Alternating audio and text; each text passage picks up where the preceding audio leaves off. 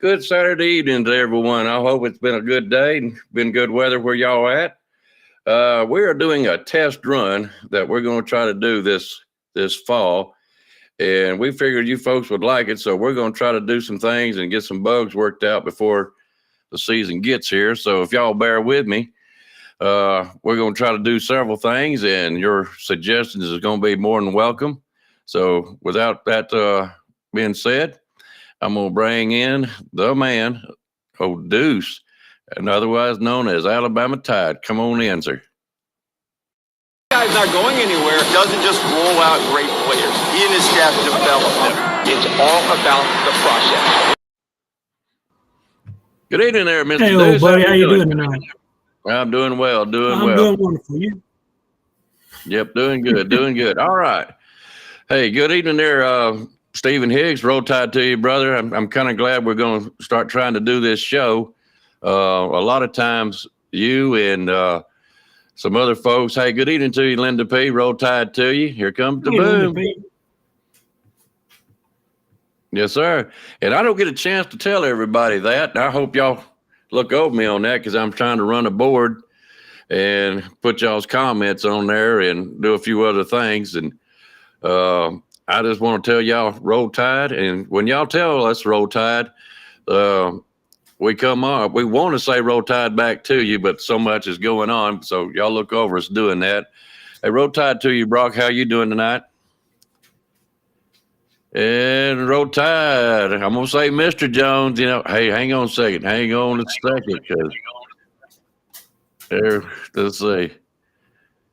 There it is. There it is. Yeah, just in case, guys, just in case.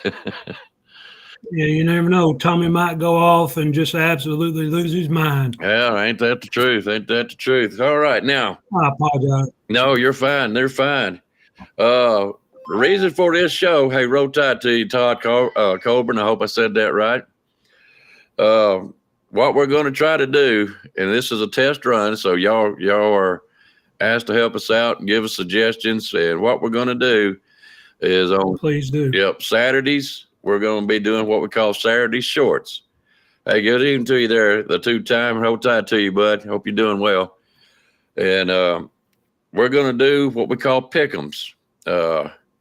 Right now, as far as I understand, Nick Saban Jr. and Rags and Fitness is going to help me out with that show. And basically what it's going to be, I'm going to have 3 people, and we're going to pick on 3 teams.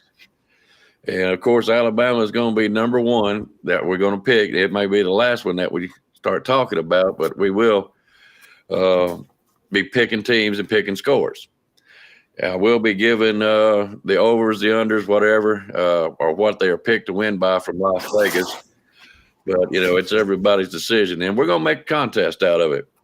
However, I got to say this. It is going to be a clean show. No language. This is all just strictly pick 'em. It's Saturday morning. We may have kids or somebody else that may be on there it'll be inappropriate for if we started going that way. And, the contest will be whoever gets the highest picks or the most winners, I'm going to give them $100. That way it's not gambling.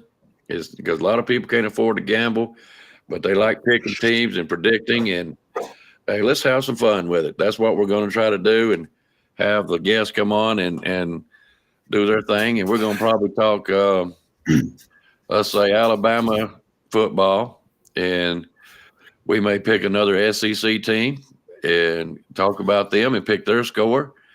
And we may also pick an outside team, such as Michigan playing Michigan State or Penn State or Texas playing Oklahoma, just kind of step outside the box a little bit. But that's just. Hey, Houseball. Yes, sir. Make sure when you write that, when you write that $100 check out, it's ALABAMATIDE. That's how you spell my name on that $100 check. Oh, no, wait a minute. The rules ain't been laid out yet. I'm in the game too. I'm going to try to win my $100 back, buddy. You guarantee you that. So I fear no man, brother. I mean, I'm 100% sure that lock, cock, ready to rock like always. And again, that starts with A and ends in the E. Yeah. Hey, Roll Tide to you, Roll Tide Rise Up. Glad you come on, bud. Hey, Mr. Roll Tide. And I'm going to say this. This is going to be, that's the Saturday morning show, and I haven't nailed down what time we're going to try to do it. And that's not always going to be, I wished I could, but Dick Saban Jr. and Rags and Fitness, they can't make a solid commitment to do it every Saturday, but they do want to come on and help out and have some fun with us. And so every chance they get to, they're going to.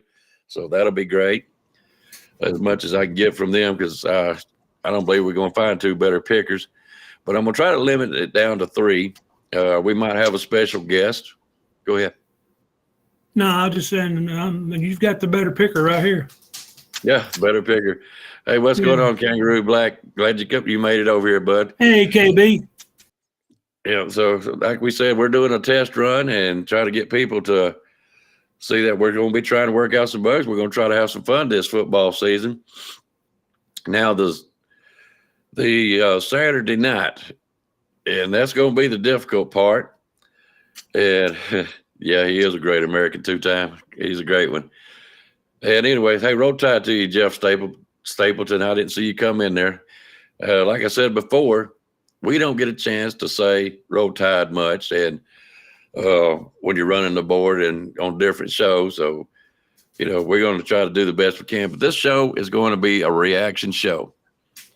And by reactions, I mean after the football games this season, we're going to have, if Alabama's playing at 12 o'clock, we're going to try to figure out a time, unless there's some really big games that we want to see late in the evening. So we might do it about 6, 7 o'clock, 5 o'clock. I don't know yet.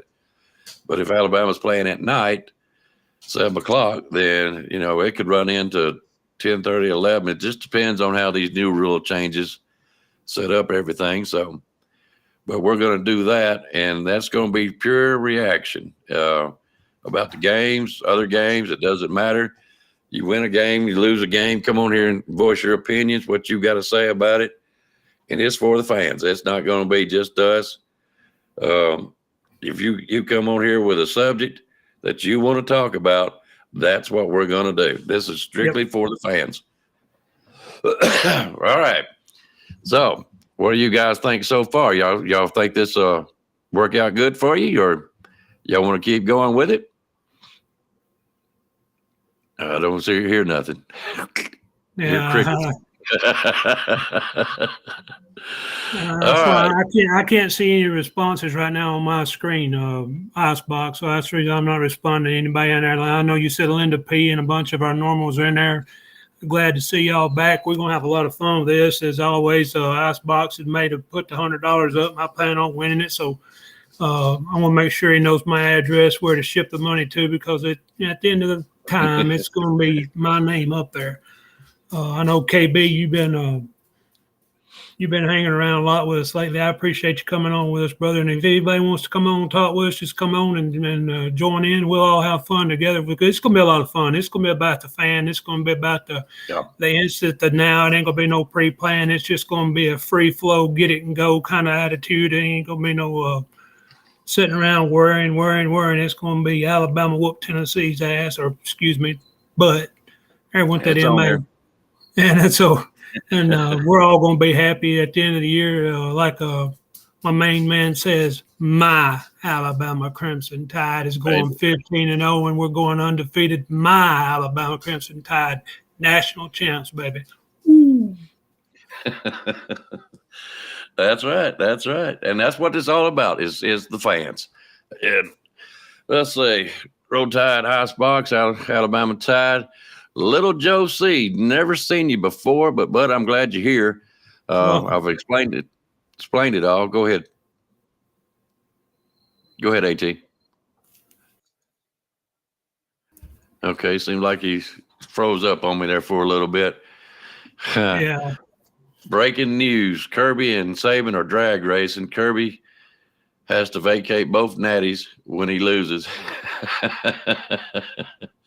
Yes, sir. Rise up. You hit it, bud. You hit it. That was one of the things I was going to talk about tonight. At Kangaroo, Rise Up, y'all both have the the link here. So if y'all want to come in and join us, all you got to do is hit the button. I'll see you and bring you on. It's for everybody. We don't care. We really don't. So y'all want to come in and help us out. So we'll get started. All right. Texas. I love this. I love this. The SEC has laid down the law on them and said, the governing body is us. It ain't Texas. And the hook 'em horns down, let's see if I can get that right, is legal. You will not get penalized for that no more. So when they come, and that's right, you know, and they said it's entertainment, and as long as they're not doing it in somebody's faces, from what I understand, you know, or, you know, trying to be unsportsmanlike, it will not be a penalty. And buddy, he's right about that. Question I got, if that's not going to be a penalty, what about the Mississippi State bails? They bring them anyways. Should that be a penalty or anything? I don't know. They grandfathered that in somehow on artificial noisemakers. Back when they let them keep the bells, they just somehow grandfathered it in, allowed them to keep it. I am going to miss it again. Talk about Mississippi State. I'm going to miss Mike Leach this year with Worlds, you know, because that man, he was so funny. To be a football coach, you wouldn't think of all things to hear him talk, he'd be a football coach. But it's good to see that the SEC told Texas to take a hike, because we're going to let them play. We're going to let them have fun. We're going to let them have their emotions. We're not going to throw a flag on them just because they do a little like this right here, or do however they do their little silly little remarks and stuff, and they want to get upset. They can get all upset if they want to. It ain't going to do them a bit of good. Alabama is the standard. Alabama is the SEC. Alabama is, and like my man said, going to be the national champs this year. So write it down, put it down, make sure that $100 check gets in my mailbox.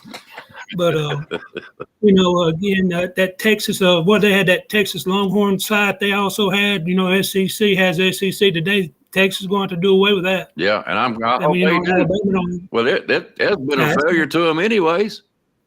It's been a failure. Yeah, they just lose them. Well, they got more money than sense. They proved that over the years. Every time they do something, I always shake my head going, how in the hell? Hey, William, welcome to the show, bud. You know, I hope everybody will. Wild Bill. Yes, sir. Come on the show or watch the reviews, and I hope they can give me suggestions in the comments and everything else, and see what we're all going to be about. But anyways, glad you're here. And I'm like you, since Texas done their own network and left everybody else out in the cold. Now they're coming over here because it's not working. It's not working. So now they want to come over here and ride this gravy train. I'm not real tickled about it, but what can I do about it? Nothing. William, what do you think, bud? How are you doing?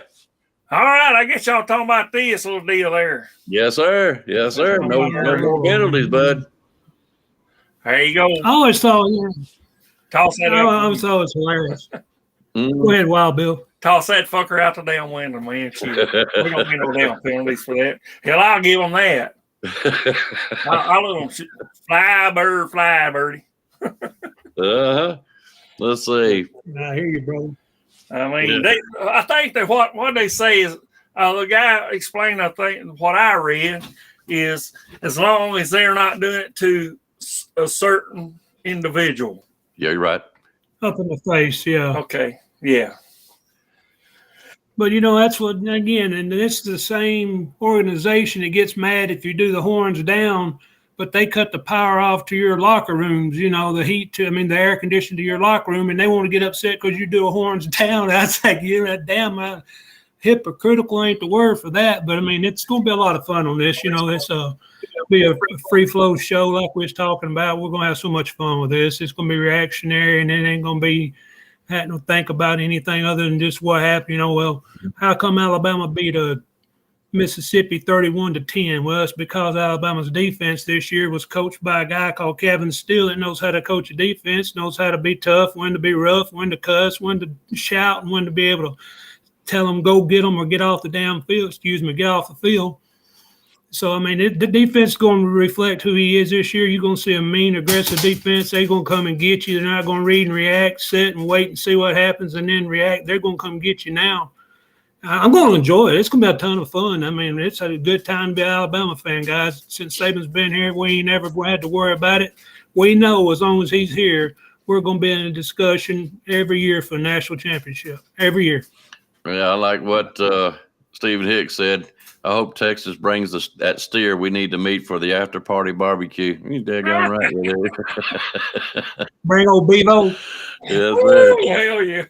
Yeah. Do y'all know why he's called Bevo? Of all things, I ain't gonna continue on for it long, but the word BEVO is all in capitals because of some team beat them 13-0, and they went in there and they put it on him, and it said 13-0 on the side of their steer. So they had to figure out some way to make it make sense. So they made a B, a E, a V, and O out of it. I mean, I don't know why I know that, but I thought it was hilarious as hell. You know, I forgot who it was. Probably A&M did it, knowing them. Yeah. They got the male cheerleaders. I tell you what, I've been arguing with a guy, one of them to the right of Bama. I ain't gonna explain it, but one of them fuckers today, and he's thinking that our championships was how'd he put that? And I can't get to my phone because the battery back dead, and I'm afraid but he said something about our something like imaginary championships because they're not. I don't know, but shit, we got them. I mean, how can you explain that? We got them. Well, they can't be taken away. I mean, come on. You know, Georgia, you know, they got to. We can't take them away no matter what we think. You know, we care less. We all know about the easy schedule next year. They possibly may get a three-peat. If they don't, but either way, if they happen to get it, we can't take it away from them. So they can't take ours away from us either. So count them up. 18 of them, baby. Yeah. And I'm hoping you're referring to the earlier ones. Yeah. 80 years. I mean, 80 years ago. That one and then the one on up from there, 40 years from there. That's the two that I count. Because the last one was shit, and the one before it was paper. So there that is. So look out. Y'all did see where. Hey, rise up. What's going on? My main man, what's up, brother? It's no good. How you doing? I'm good, man. I'm glad to see your smiling face. I mean, you're the prettiest man on here tonight. I know. I might get me a hat. Ice box, William, roll tide fellas. Hey, bud, roll tide to you. Where's Cajun? She wants to see you. Where's Cajun at? I don't know. You gotta ask Spencer. Man. Shit. All right. 2-time. We're gonna have a daggum good defense, and so will y'all. Let's see what happens. Duke it out, buddy. Like I said, this is a fan-driven show. As long as we ain't talking trash, we talking sense. I'm gonna tell you guys something. There's 3 things I learned, and I watched it at a show one time, and a man said, "Man, mine works 3 ways.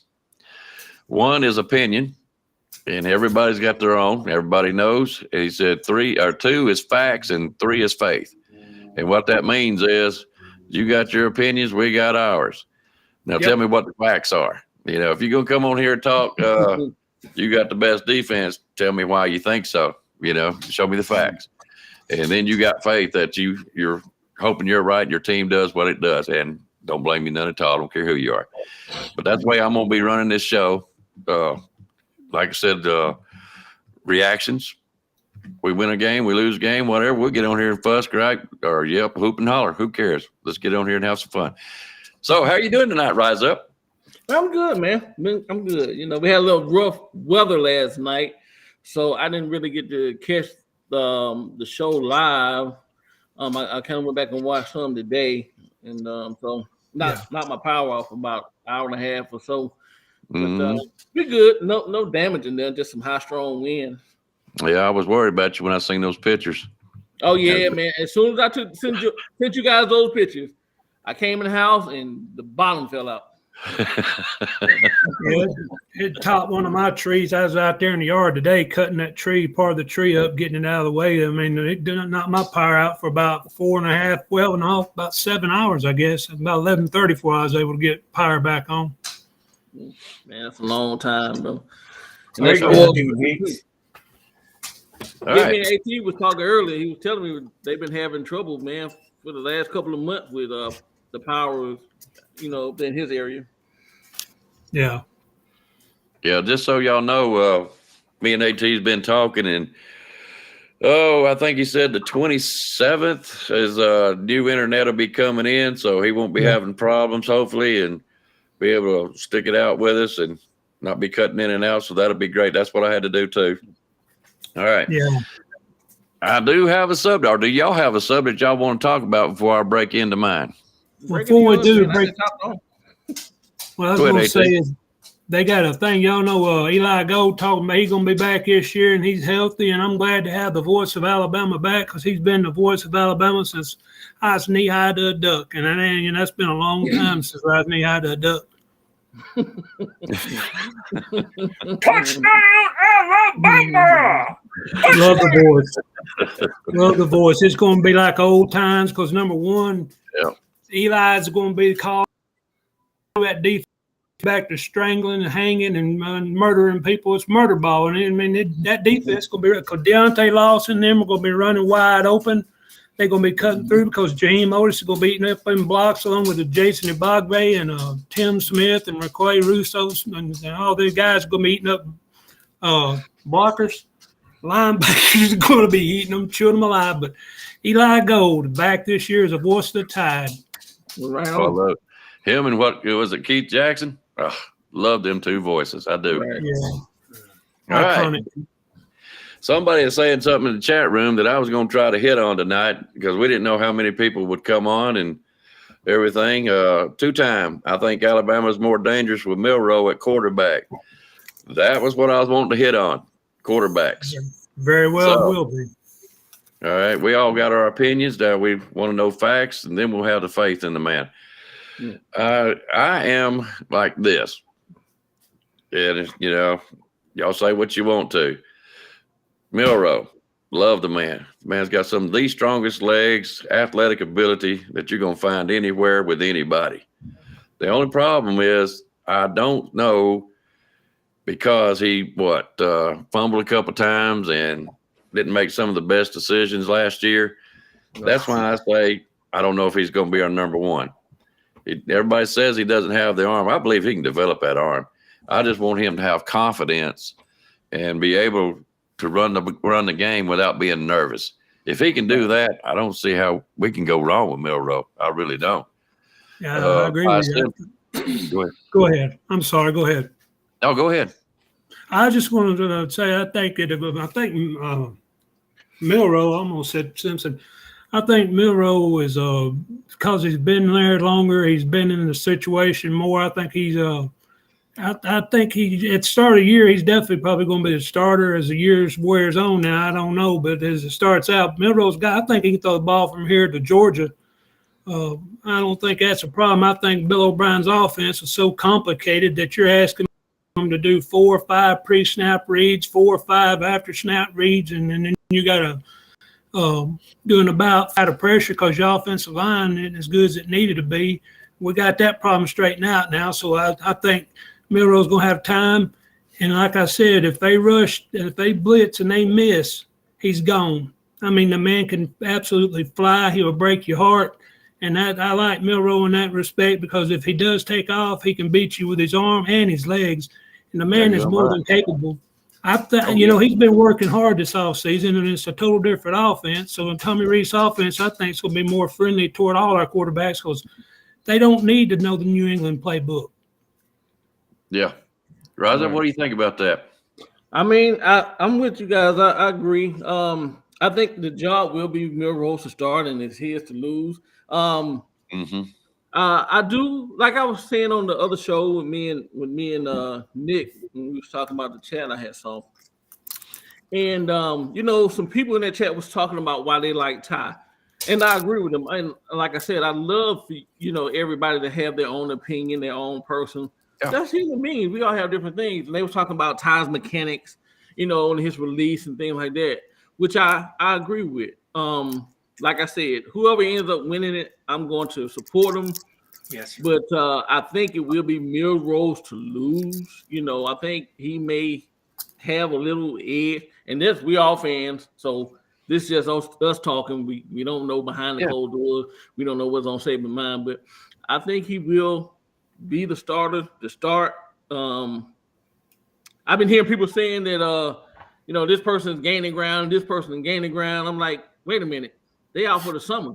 How is somebody gaining ground when officially practicing? I'm like, if we hear it in fall camp, then you can like, okay, well, Buckner is separating itself, or Ty is separating itself, or Lonigan, but people are saying that now. I'm like, they're not on the campus, official practices, so they're not being evaluated. So a lot of people just like to throw things up. But I'm with you, Icebox man. If he can just make some better decisions, not be so nervous.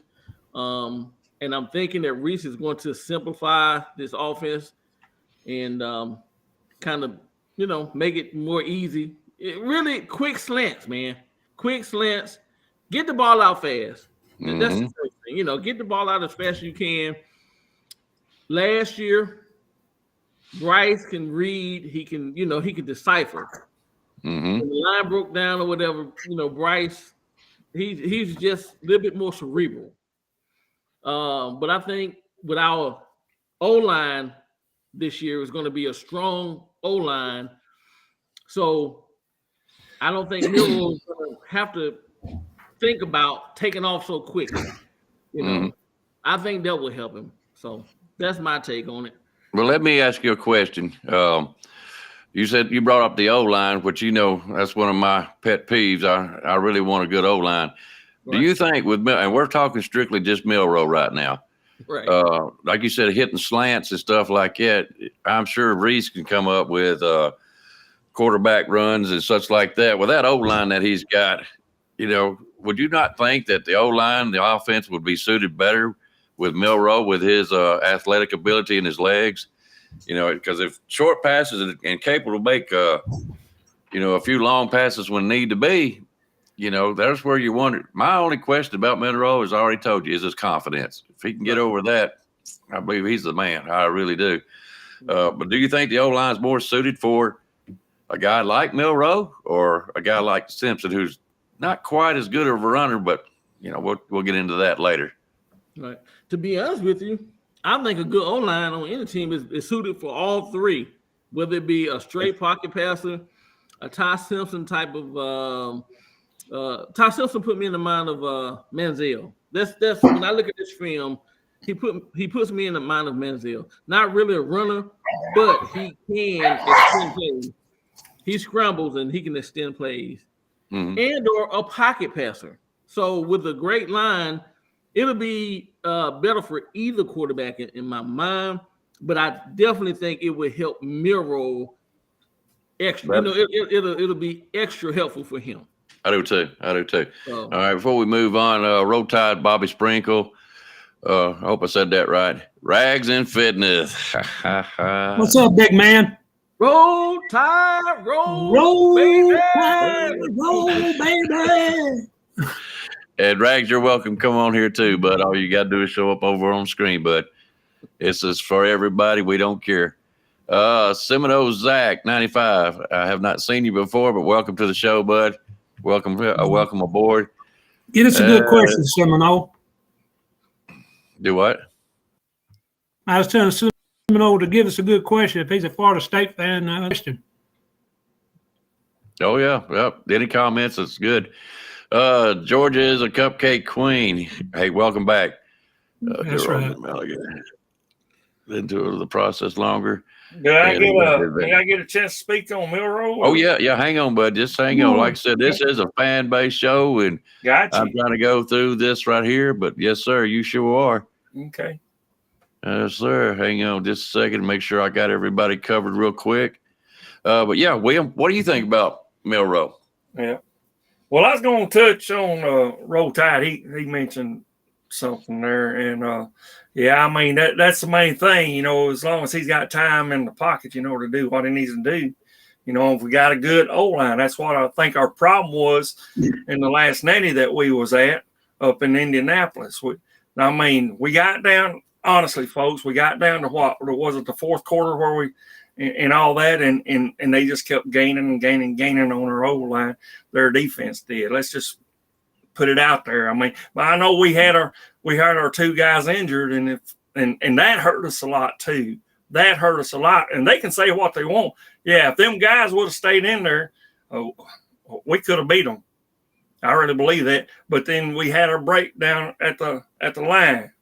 Right. And whenever that does, he's running for his life, man. What can you do? Yeah. But like I said, I believe that trash that we had running the show is gone. So we'll see what we get. But what y'all said is right.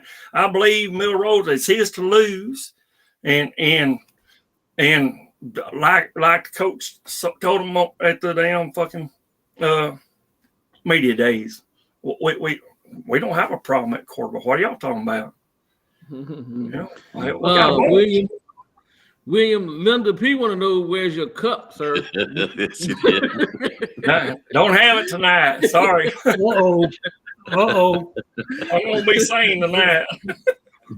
Not insane. Well, let's see what we can do about that.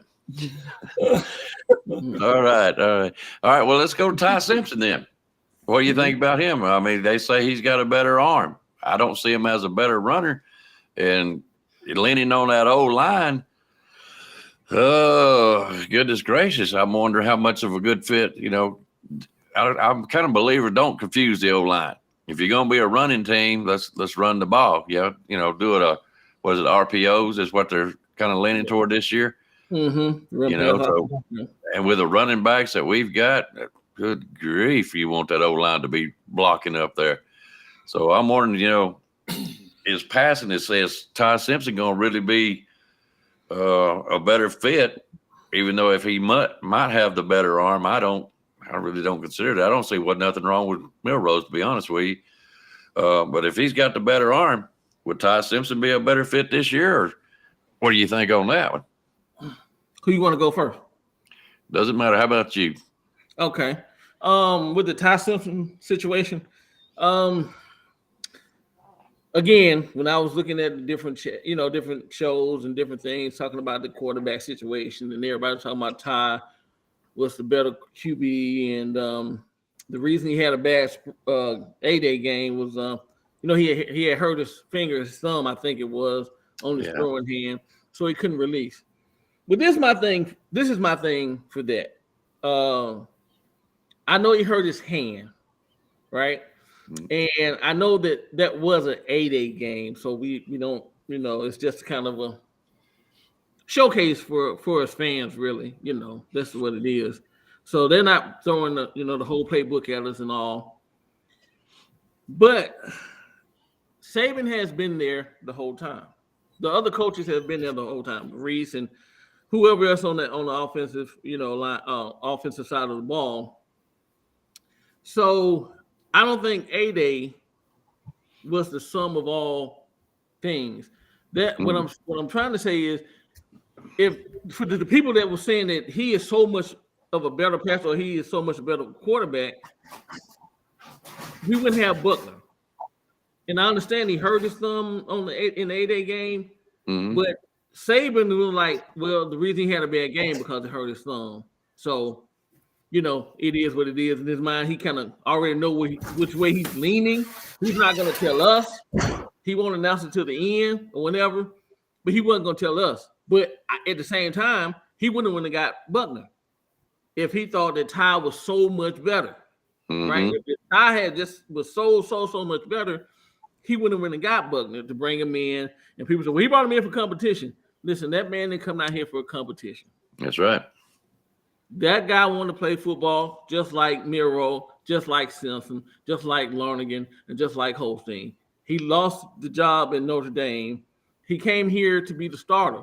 I wouldn't go to another team to be a backup not transfer to that team to be a backup. No. Not a seasoned quarterback. Maybe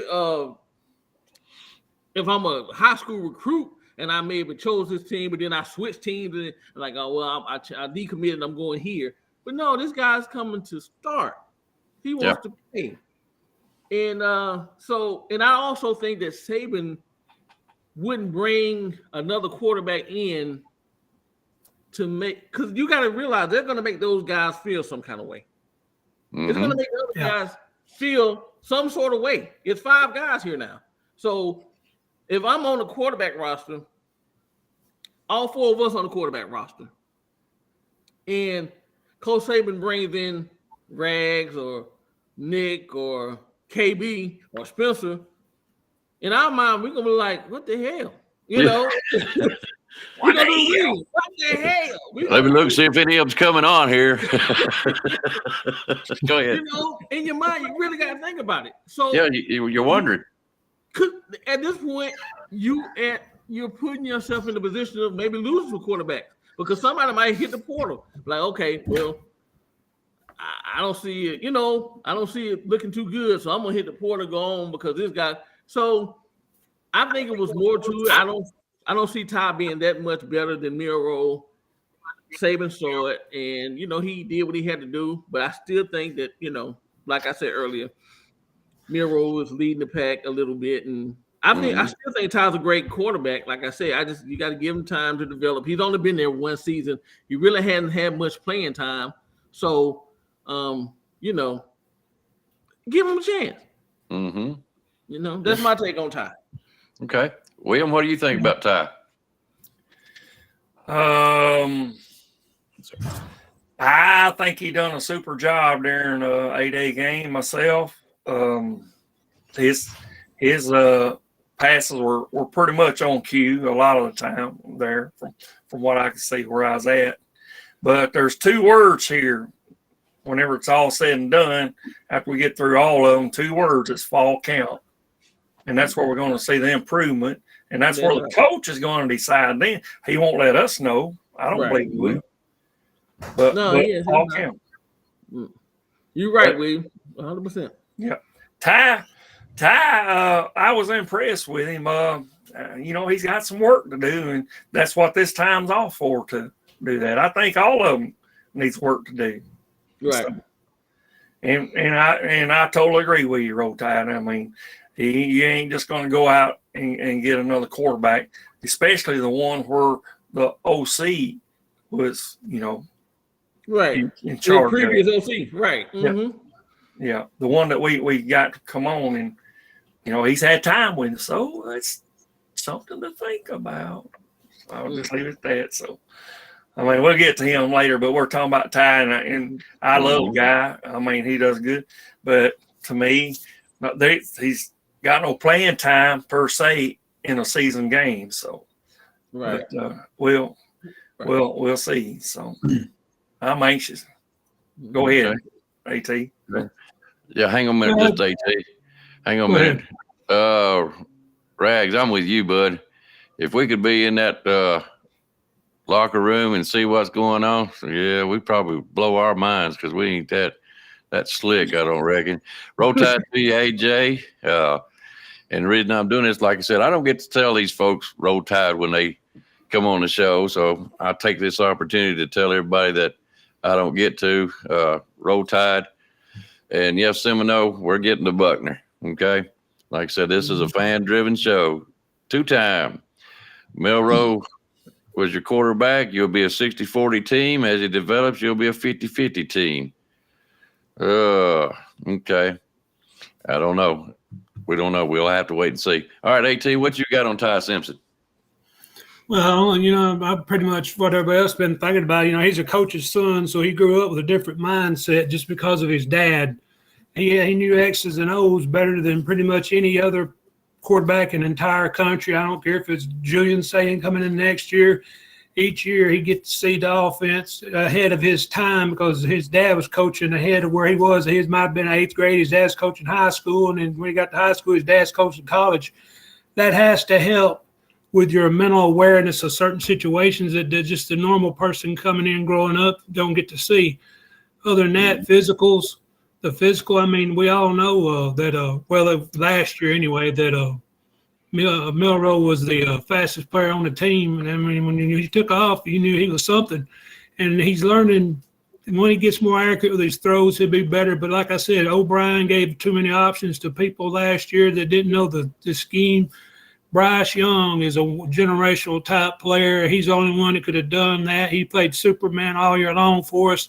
This year, you don't have to be Superman. You got 4 or 5 guys that you could throw the ball to, and then you're going to have a preset snap. You're going to go 1, 2, 3 and get rid of the ball or get gone. You're not going to sit there and try to read. If A does this, B does X, and Y do a cross, and Z does an out, then the running back out of the back. Oh, Lord have mercy. But so this year it's going to be slimmed down. The playbook's going to be a little easier to understand, and it's going to help all the quarterbacks, not just Milroe or Simpson or Lonergan or I can't think of the last one's name. Holstein. Yeah, it ain't going to help any more than it will that. But I just the kid growing up has an advantage over just any other quarterback simply because of his dad. He's got a good arm. He's got some pretty good escapability. But, again, I think at the start of the year it's going to be a Milroe's to lose, like Roll Tide, Rise Up said. Mm-hmm. A lot of people are sleeping on Milroe's arm because he can run. Everybody knows that he's so fast. If you miss him, he's gone. Yeah. But he's going to be able to throw the ball. And players get better from 1 to 2 to 3 to 4 years. They're going to get better. They're going to get quicker, and they're going to get smarter. And what they're going to learn is the mental ability, the mental agility, and the mental ability. And that's where they develop, is in that agility, how fast they process information. And I think everybody's sleeping on Milroe because he played a game and a half last year where he got thrown in the game against Arkansas. He just got thrown in. He wasn't expecting to start. Anybody in the world would have been Britton or Shishes. Okay, he got in there, and he done the best he could. But as far as Simpson goes, he's going to be a competition. But I still think Milroe is your man. But Simpson is going to be a good backup. He's going to get some playing time. And I'd have to week – probably at Texas or right after Texas game, you're going to start seeing who's going to be getting more snaps, and we'll start seeing who the quarterback is because he's got to win the team. If he don't win the team, Saban ain't going to give him the starting job. To me, that's one of the more important things, like he did with Coker. Mm-hmm. Okay. All right. Let's see. Yeah, Rags, come on. Yep. I'm waiting to see you pop up on the screen, bud. Tammy Sprinkle. Roll Tide to you. I know I said that to Bobby a while ago, but you come on here. Let's see. Everybody's welcome. Yep, everybody's welcome. Yes, sir. Let's see. He's hungry. Wild Bill Cussler. And I'm kind of curious about something. We got what's his name? Julius Saying coming in next year. That's going to play a big part into next year with these quarterbacks too, of what's going into the transfer portal. Mm-hmm. But anyways, that's another subject. All right, let's get on to Buckner. Okay, Rags, get on here. We'll go wherever he wants to go. Buckner's my man. The reason I say he's my man is simply because I found him exciting to watch. Okay, he's got legs, he's got an arm. He's had a bit of bad break, I call it, because of what was it, COVID and everything. He didn't play his senior year, if I'm understanding right. And so he basically got thrown into Notre Dame without a whole lot like everybody else has done, and chances to develop, making, like you said, AT, better mental decisions and such. But I watched him. I think he's an exciting kid to watch. Now, does that mean he's going to be the quarterback? No. Now, he's got Tommy Reese on his side. He brought him down here for a reason, and I'm with Rise Up. He didn't come down here to sit on the bench. He ain't come down here to teach nobody. He come down here to play. Question is he good enough to play this year and beat out the ones we got? And if he's not, and Milroe or Ty gets it, will he stay for another year and try to get it next year? Because Julius Saying coming in here, I don't quite see him as playing as a freshman, but, stranger things have happened. But that's why I kind of like Ty Buckner. And I'm still with you guys. I think Milroe can get it, but Ty Buckner, he's a pretty good quarterback. So what do y'all think? William, I'm going to go off I with like you. what Linda P had to say. Linda P said what J.C. Latham said we're going to hit him in the mouth. She's right. Oh, yeah. We're going to hit him in the mouth. We're going to kick him in the nuts. We're going to kick him in the knees. We're going to hit him in the shoulder. We're going to hit him in the back of the head. We're going to knock him off the field. We're going to put him on the stretcher. We're going to put him on the sideline. We're going to put him in the stands. Go and give me a hot dog and Coke because I ain't going back in the ball game. You got it right, Linda P. Roll Tide, young lady. All right, Will, what do you think about Ty Buckner? I agree with you. Just exactly what y'all said there. He's not down here just to sit on the bench there to teach or anything. He's going to be there and he's going to be playing some too. My personal opinion, just me, I ain't talked to the coach. I probably couldn't even get that close to Coach Saban. Probably not. I couldn't get that close to the man. He's too important. I'm just saying, he's not down here to do that. But any of these, we got 5. Well, we got 5 or 6 players that he's got to choose from, right. And 2 words: fall count. That's where it's going to come down to, right? But any one of those quarterbacks can play because of. Well, I showed that to you again, but this is from on 3. That's Caden Proctor, one of them on the line. I believe he's going to be on the line this year. Mm. He's a offensive tackle, fucking 6'7", 318 pounds. Now that's a big dude, man. Mm. Oh, yeah. Hey, how's the weather up there, buddy? How's the weather? I think he weighs a lot more than 318, but I'm not positive. Yeah, this was a while back, I'm sure, but. Yeah. Go ahead. I think he's gonna be good. Either one of them. You're good as anybody you could talk, Will. You go right ahead, William, and you're right. All right, Justin Summerlin. I'm sorry, bud. Buckner wasn't brought in here to start. He was brought here to raise the competition. It doesn't matter what he wants; it's what Nick Saban wants. Can't say that no better. What do you think, Rise Up? I agree. Me and Nick Jr. talk a lot about the quarterback situation because it's just that's the whole the talk of the town everywhere you go. And Buckner gets some bad press because of some picks and stuff he had, and people got to realize he was hurt. And like you said, he came in kind of COVID, so he kind of got the short end of the stick in so many words. But with that being said, as Nick Jr. always says, this is not law, but look at the situation he was in. He was in Notre Dame.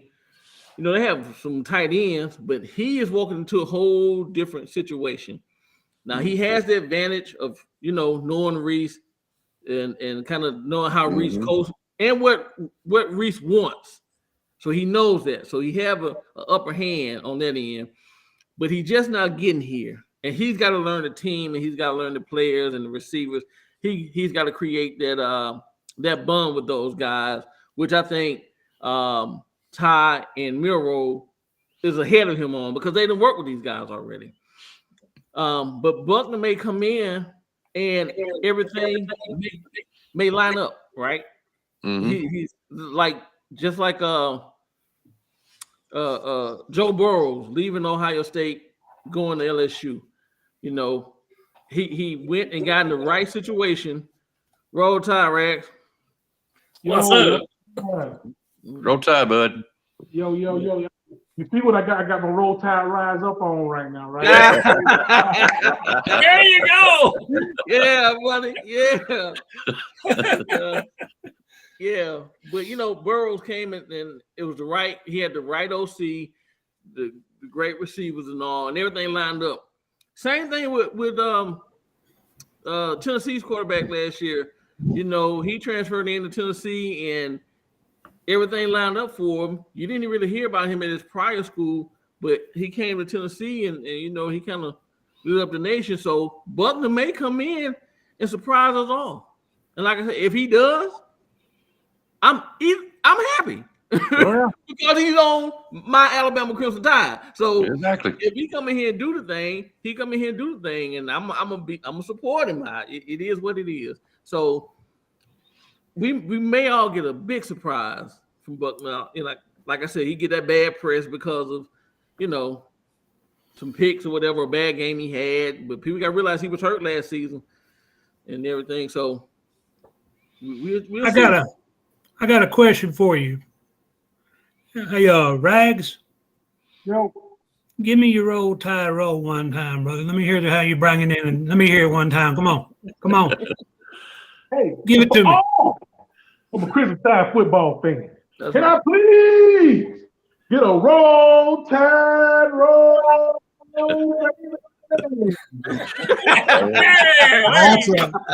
That's I know, right. I love it when he does that. Baby. Yeah, that's one of my favorite things on the internet right there. The man got the attitude. I love it. Then he Yes, had the sir. music in the background, and that's what it had. Yeah, they got the music. Yeah, I was watching one of his videos today. I just wasn't able to comment real quick. I appreciate you guys for tuning in, man. Oh yeah. All right, Rag, seeing how you just come in, bud. We've been talking about Milroe, Ty Simpson, and Buckner. What's your take on it, bud? Yeah, man. And I made a comment in the comment section that I knew it wouldn't be received well because I watched Alabama football for a long time, Mr. Nicholas Saban, and I know he would never grant all access to one of his teams. I was saying that just to say that, you know, we're discussing this quarterback battle, right? And maybe we have it all wrong. You know, I don't know. We don't really know, right? But from what my take is, from the way I see it is Jalen Milroe is probably going to be the guy. Is he my guy? Maybe not. But any one of them to start is really going to be my guy because I'm going to get behind him 100%, right? Yeah. The thing is that I believe Milroe will be the day one starter. He's going to go to Memphis. He's going to play in that game. He's going to tear it up. Ty Simpson is more that guy. He's more the up and coming guy. He's got some tools, right? Jalen Milroe is going to have to learn how to let the ball go and do what he do. Like you said earlier, that comes with confidence, right? Mm-hmm. Yeah. Tyler Buckner has a wild card, right? Because he's played under Mr. Tommy Rees before. That's one of his. If Tommy Rees wasn't there, Tyler Buckner probably would not be there at the University of Alabama right now. He's showing right now a little bit of experience, right? He's used to Tommy Rees a little bit. Tommy Rees is going to come in and have to work with Nick Saban's offense and add a little bit of his. He's not going to be able to bring everything along with him. That's one of the big reasons why Mr. Buckner is there. Now, if Mr. Buckner come in and he take the horns, the bull by the horns, and he grab it, hey, he's Alabama's starting quarterback.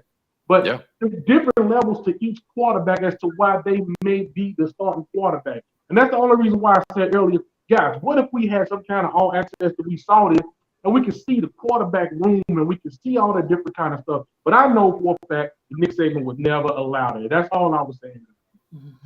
Mm-hmm. Right. My guy can come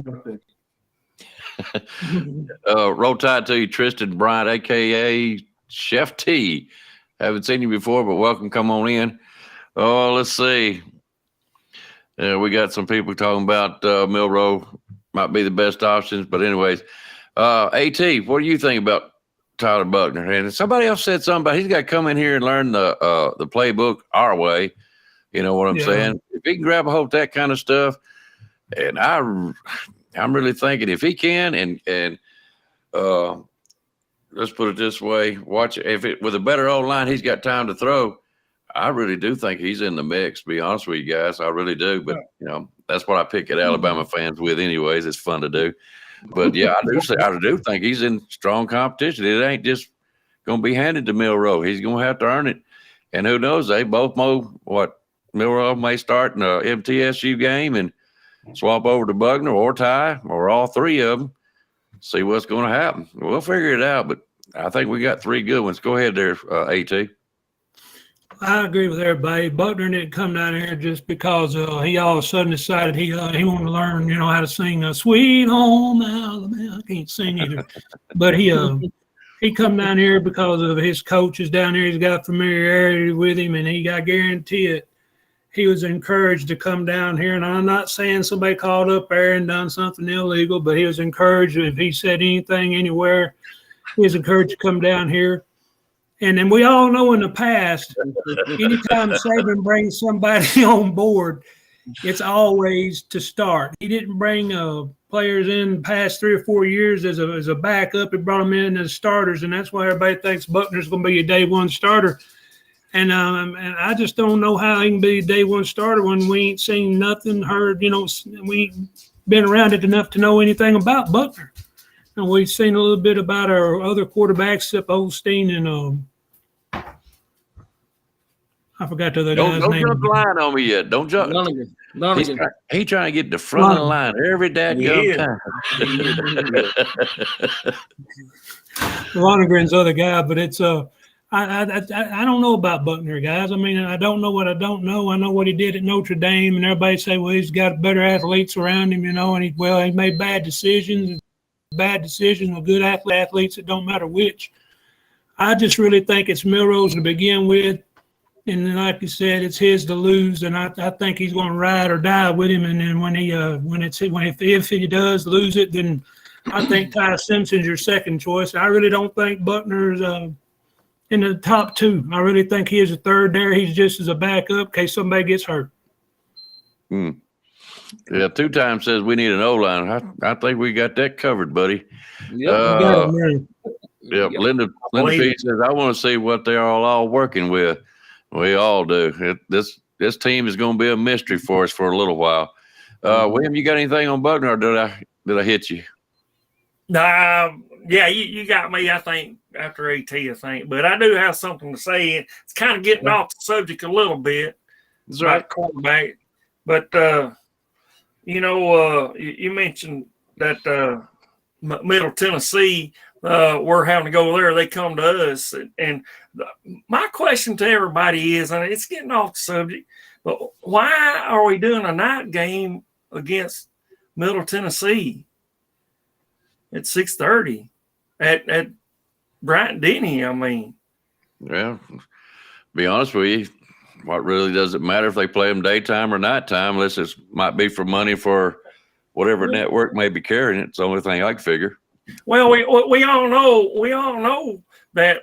Hey, that's right, AT. They're going to get a new gym or waiting room, or they're going to get that. So, Okay. That's why we pay $15.50 for a cheeseburger.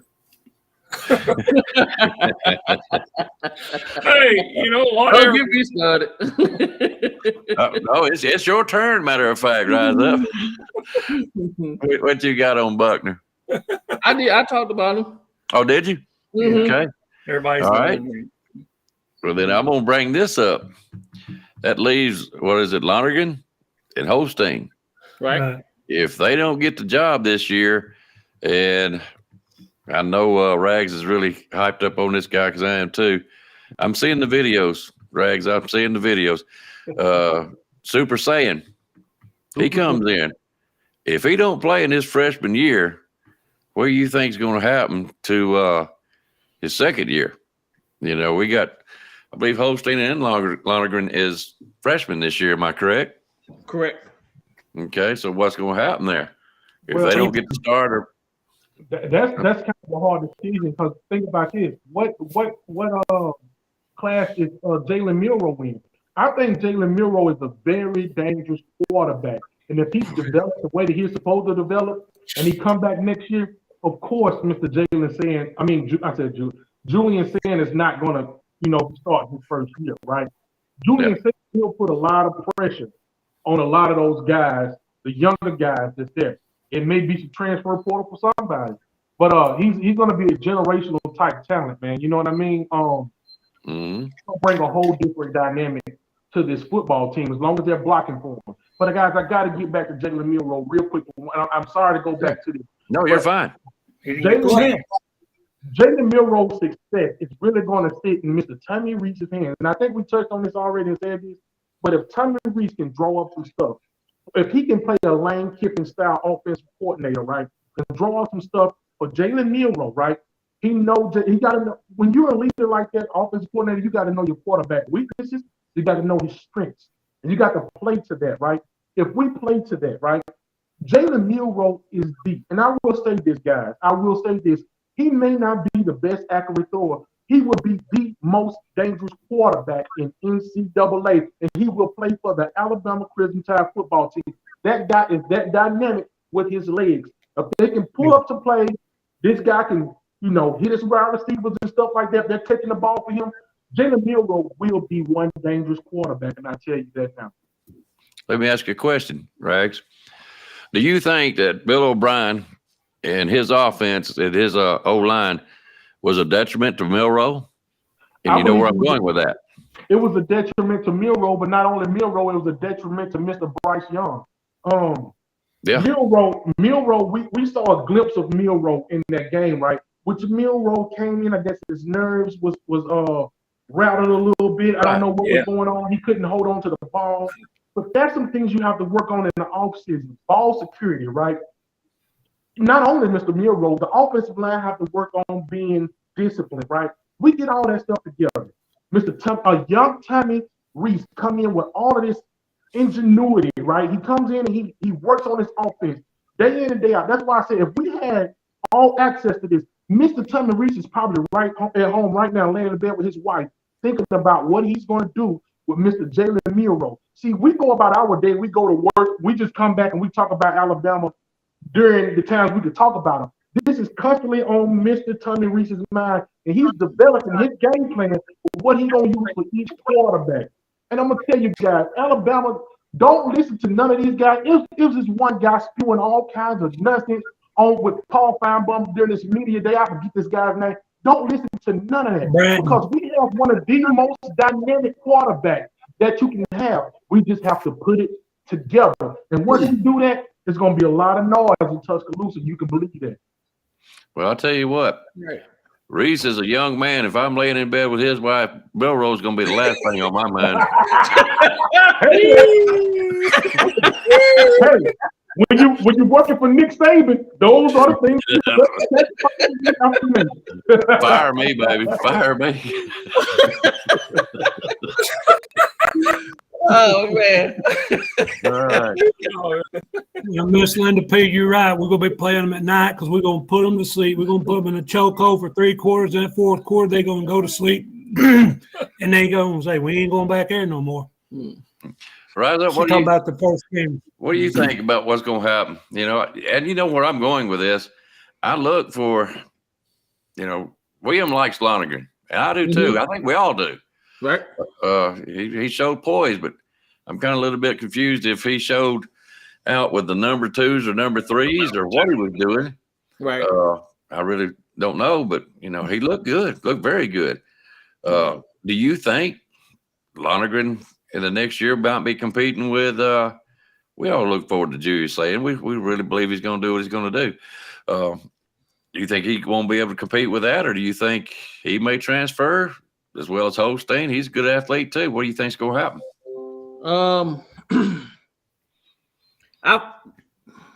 I'm gonna answer Rag's question. He asked, he didn't really ask a question. He said he wasn't really sure what years is this for Milroe, and this is actually his 3rd year, but I think he redshirted his freshman year, so which means he would have basically 3 years left if he redshirted.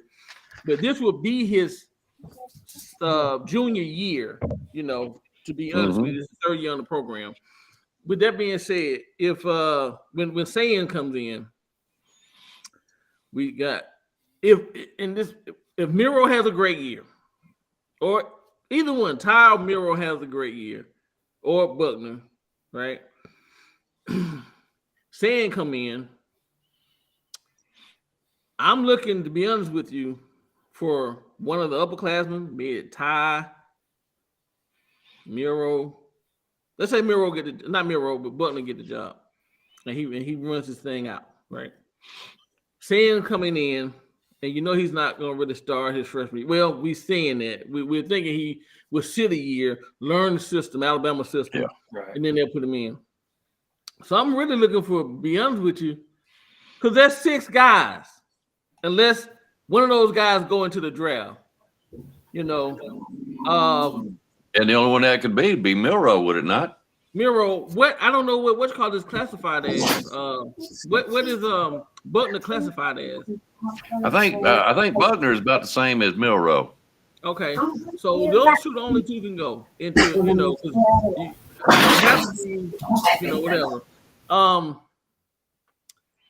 looking, man. To be honest with you, man, maybe both of those young cats, if they get in the spring and they see that Sand is really that guy. If Sand is really that guy, you remember we had Tua's younger brother. He came in hype on the Tua, and he in Talia, how you pronounce his name? He's not a bad quarterback, but when Bryce kind of came in, the people who came, he like, nah, I'm gonna cut. I already see what's about to happen. I'm about to go, and he went to Maryland. I think we probably, to be honest with you, chance losing both Lonergan and Hosting. And Roll Tide Rise Up. Guess who else came in that class with you? The Paul Tyson came in that class too. So, Yep. they was both in there. So look for both of them. You know what I mean? So, right. I got one even. Let me play. Go devil's advocate on us. All right. Listen to me, y'all. Just think about this, and all the people in the chat. Just think about this, right? So, let's say Miro don't get the job this year, right? He lose out to either Simpson or Buckner, right? Now you got to think about it. He's been in college 3 years. Now he's starting to look like, okay, I'm not gonna be a starting QB at Alabama. I gotta start looking at my options because I want to play. I want to try to make it into the NFL and be a quarterback in the NFL, right? So he's from Texas. He's from the state of Texas, from Katy, Texas. Now everybody's talking media days, and I've seen a lot of people in different chats talking about. Jimbo Fisher was talking crazy. He just want Miro to be the starter so he'll have a better chance beating us. Now, of course, these are not Miro fans. These are people who think that Miro is not going to be a great quarterback, right? So he just talking crazy. He won't, Miro to be the starter. And that way they have a better chance of beating us. I don't look at it that way. I look at it as if Miro don't win the job, he just extended him an invitation to come to Texas A&M. That was an invitation for you to come to Texas A&M. I just spoke highly about you. Texas A&M, their quarterback situation is still kind of iffy, So he his home. That's his home state. Yeah. You go back to Texas. You got Bobby Petrino as your OC. You see what Bobby Petrino did with Lamar Jackson, a running quarterback. Also, on top of that, you had Jimbo Fisher have Jameis Winston. So you got two coaches that encode that style of QB. That would be a perfect fit for him to go back to. And man, ain't no telling what might happen if you go back there. So me personally, I think that I don't want him to go back to Texas. hey, basically what you're saying, you want your cake and you want to eat it too, right? I want my cake and I want to eat it too. I'm listening. I'm only child, so I'm selfish. I'm gonna be honest. Hey, I got you, bro. No, I could go ahead and do it. No, that was it. I kind of look at that situation, but also on that note, I think that if he don't win, let's say he don't go to Texas, I do think Miro will transfer if he don't win the job this year, and then you got Saying coming in next year. I think he's going to be gone for sure. That's my take. Well, I'm wondering the same thing too. It don't take but 1 year in a good college game boom, NFL time, baby. You know, we've seen it time and time again. Just that one year got you in the NFL, got you some Mac money. Jones. Exactly. All right, go. I'm sorry. Henry Hooker, Mac Jones, 2 quarterback 1 year. Yeah, and that's all it takes. So if he doesn't get it this year, I kind of look for him to transfer. I don't want him to. You know how it is. We want to keep all of them in the fold, but Right. you know they got to do what's best for them. You know, so and I don't blame them. I don't blame them at all. But we'll see what happens. William, what do you think? What's going to happen to Lonergan or Holstein if they don't get the job? I just want to respond to the chat, man. I've been checking that out for you, Tommy. I mean, Great. Look. No, you're fine. Like I said, this is a fan show. No. I mean, Brock, brother, you keep that fella there in check right there, son. You keep that guy. You know who you're talking to over there, and I'm seeing who you're talking to. Now, yes, you're exactly right. Kool-Aid is over down fucking lad, whoever the fuck he is. I don't give a shit. You know, Kool-Aid's much better than that piece, whoever he is. But I mean, but yeah, I'm a Lonergan guy. He did good. Holstein, I didn't really. I don't know. He didn't really impress me a whole lot. I mean, but you know, coach went and I guess they went and got him, and so he's with us. So, but 2 words again: fall count. That's all we can say, because we all know that right now the NCAA rules are they can't have any kind of influence with the coaches right now. Mm-hmm. You know, that has to come when first week in August, when fall count starts up. Then they can be involved with players. So, So right now they're doing their personal trainer. Yeah, they can do that by rules. So, but I'm anxious to see who comes out the best. Hey, y'all duke it out, y'all. But you know, I mean, he's gonna get the right one, and we got 5, 6. Did we not say 6? I think to choose from. So you fucking damn in the goddamn press, just hold tight, just like we're having to do. Hold tight. we got them to choose from. Yeah. Go ahead. But I am concerned, though. I am concerned with so many, and my concern is there's going to be guys leave. I mean, that's just it. And I hope none of them do.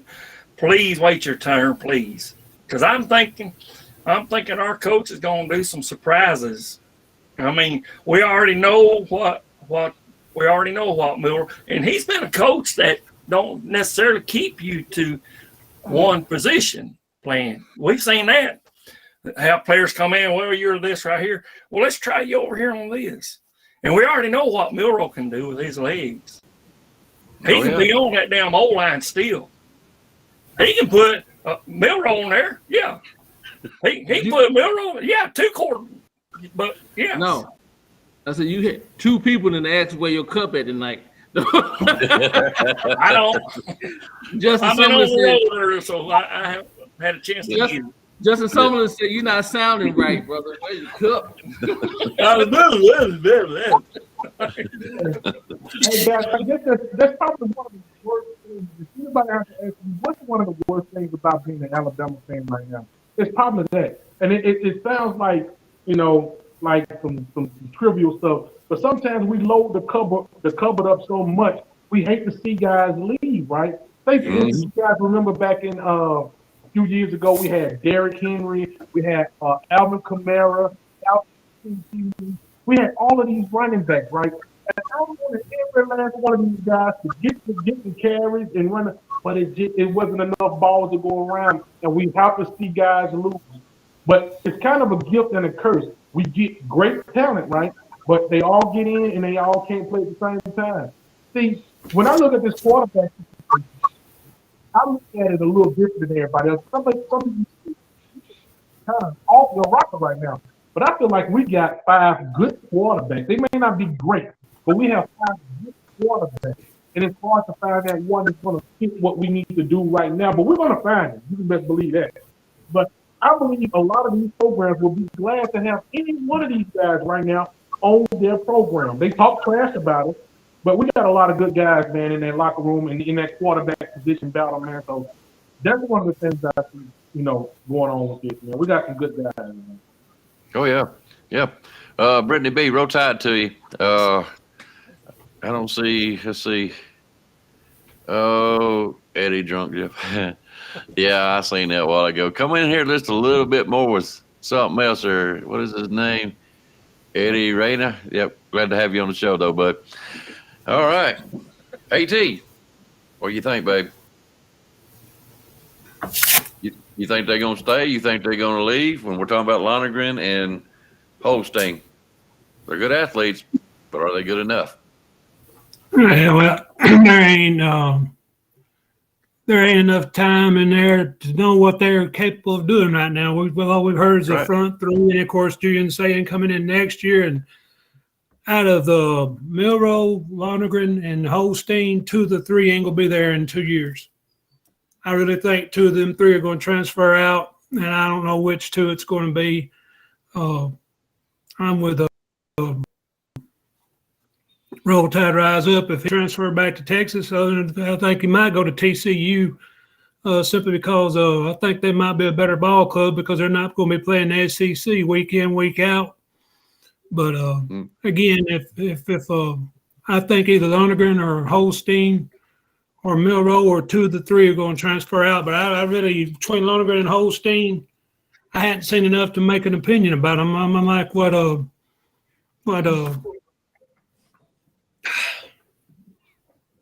having trouble. Rag. I'm having trouble. It hurts Rags when you now. start thinking. I'm like Rag said earlier, yeah, I'm getting a headache. We work or we stay home all day and we don't get to see these kids play every day and practice every day. So I'm going to been able to do because we ain't been hearing nothing about them. I mean, just chat rooms and stuff like that. But I really expect Milroe to start, and I think he's going to take care of the ball better. But when it comes to Lonergan and Holstein, I have no idea. I mean, to be honest with you, I really don't know. I mean, they were great out of high school. That don't necessarily transfer over to college. We've had a bunch of them over the years that were 5 stars that didn't make it just because they didn't make a transition.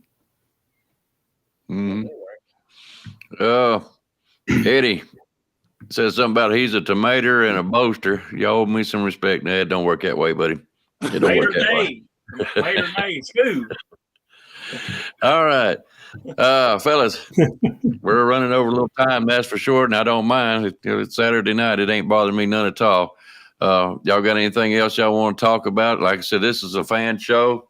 It didn't have to stay on quarterbacks, but I just figured just starting out. I am open to suggestions on how to run this show. So y'all suggestions more than welcome. If you're here, tell me about it. If you're in the comments, great. I got it's all about here. Okay. They're still on quarterbacks, and we talking about people transferring out. So we got Sayin coming in, right? But we just picked up that nice guy tight end from Caleb Odom. Matter of fact, Rags went to the commitment, and he got a quarterback at that school, Juju. And Alabama's high on Juju. Now, Juju don't come out until 2026, right? But Juju is a highly rated, touted quarterback. And best believe, they're going to be on him. His former teammates are going to be on him about coming to Alabama. So that's another, 5-star possibly coming in. Not saying he is, but, but I'm just saying. So you get another guy like that, shoot, man. Yeah, somebody running. somebody hot it out of here. All right, now, guys, can I ask y'all a question? Yes, sir. Do y'all feel like going on just a little bit longer? I'm good, man. I'm not doing I'm it. good. Okay, because I may have somebody coming on here that, let's see. Well, I see his chair, but I don't see him yet. You better sit your little ass down. So there you go. Sit your ass down. Well. If it ain't the Godfather. I didn't want to say. Okay. You already got him. Never mind. Eddie Hey, Munster. Roll Tide, sir. How you Roll doing, Tide, Wayland? Mr. Wayland. Y'all continue on. I'm just y'all go ahead. Oh, hell no. He ain't going to do us that way, is he? That's my line. Go ahead, William. Go ahead. No, I just I was bored. We didn't drag race tonight, and I've been around the house. I didn't know y'all to come on. I've been diddling here doing women's work in the house, man. Well, we're doing basically, how am I going to put it? I'm gonna start trying to do a show on Saturday nights, especially come this fall, for reactions from football games, news, whatever. And it's for the fans. You know, they want to get on here and whoop and holler or fuss and complain. You know, somebody didn't block somebody, and that's why we lost the game. Well, that's what this show is going to be for. And it'll have different start times on Saturday evenings, Saturday mornings. While I got him on here, Rags has agreed to come on and help be a picker. He said he can't do it permanently and, make a solid commitment, but he'll be able to come on a couple times with me, hopefully more than that. So we're not going to try to tie you down, Rags. We're not trying to do that, but I do look for him to come on quite a bit, to be honest with you, and it's going to be fun. So, but yeah, we're doing a test run, see how this works out, and see if folks want us to keep doing it. But anyways, what you got tonight? I got a handful of nothing, man. I got a question, Waylon. I have a question. All right. Because Waylon is the, epitome. He is, like I always say, the thesaurus of Alabama football, man. This guy knows, right? Yep. Waylon has told me plenty of times stuff, and it came to fruition. It came true. He told me plenty of time things gonna happen. Just watch. And I watched and it happened. So I take stake into what Waylon has to say. So Waylon, we got to, and I know you've talked about this 100 million different times, man. We got this quarterback race, whatever is going on, three-way race right now, according to Saban. My question to you is, if Jalen Milroe don't get the job, right? Do you think he'll transfer back home to Texas? Nah, he's chasing a ring. I don't really think so. What's this? He gonna leave Alabama and give up maybe winning a SEC championship, a national championship, to go to Texas? I don't know, Roll Tide. That's a hard question. I mean, I don't know. We've got Simpson, Buckner, you've got you've got Milroe, and you've got basically 5 quarterbacks in the quarterback room. I don't know what's going on down there. I really never understood why he brought Buckner in. I was just going along with the crowd, but I'm a little confused myself. I don't have no insight on it. I haven't talked to anybody. I don't really know. I don't know. You think the QB situation was that bad? I mean, I don't know. Have no idea. Okay. I don't know. I think it's Milroe's job to lose, but I think, I like what Lonergan told Coach Saban. He said, "I'm coming here to take that job." Yes. Right. Yes. Yeah, I love the attitude. That's what I mean, but he gives Buckner a full ride and a scholarship. So what is that? It's a little confusing to me. It really has. I'm confused. Right. Now All I want to hear at Bryant Denny is blah, blah, blah, blah, fill in the blank. We just beat the out of you. That's all I want to hear, brother. Rags, what you about to say, Rags? Let me play Mr. Nicholas Saban real quick. Now, this is what he would have to say to us right now. Hey guys, you're always talking about who's going to be the starting quarterback for Alabama. What about the backup quarterback? Who's going to be the backup quarterback for Alabama? Let me ask you guys this. Say, for instance, Jalen Milroe wins the starting quarterback, and Jalen Milroe is tearing everything up, right? And he gets some kind of way. Who are we going to have confidence in? Now, because we talk about the starting quarterback, We take Jalen Milroe out of the equation because he was the starter and he's hurt. Who are we going to be counting on, Mr. Tyler Buckner, or are we going to be counting on Mr. Ty Simpson? What do you guys have to say about that? That's a damn good question. Right And who said something about? I can't remember what show, or it might have even been you, Rags. Talking about developing the second quarterback. But that was what Nicholas Saban said during the SEC media day. That was one of his things. He was like, you guys keep asking me about the starting quarterback. Well, what about the guys behind the starting quarterback? Yeah. It's about the process. We have to develop all of these guys. So let the process take place. That's what he was saying. Guys, it's going to take a little time, but we'll get there. And us as Alabama fans, we're saying, wait a minute, man. It's taking a little bit too much time for our liking. So I just want you guys, who would be the best backup quarterback if Mr. Jalen Milroe, won the starting position. I've got one for you. Think about this. We've been lacking a little bit. This has run through my mind. We've been lacking a real backup quarterback. We had Bryce. There was nobody to step in for Bryce, really. Milroe could, but could he compete like Bryce? Could nobody really step in for Tua either, except for, Mac. So I think Saban sort of got in his head, I'm going to have me more than one quarterback ready to play, by God, this season. By God. Right. There you go. All right. Hey, Waylon. Hang on a second. Hey, Waylon. Hang on a second, AT.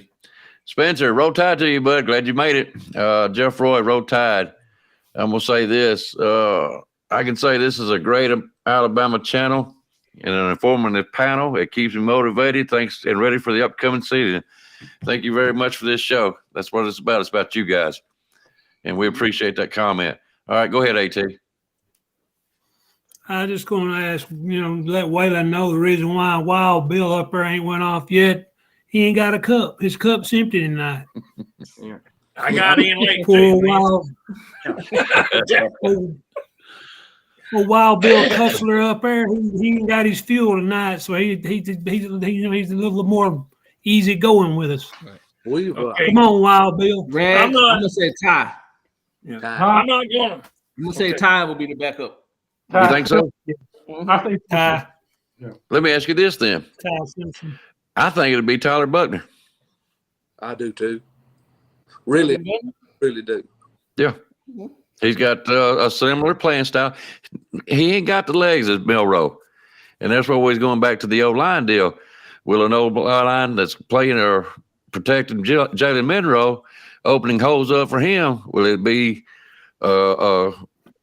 practicing in that way? I don't know where that comes from.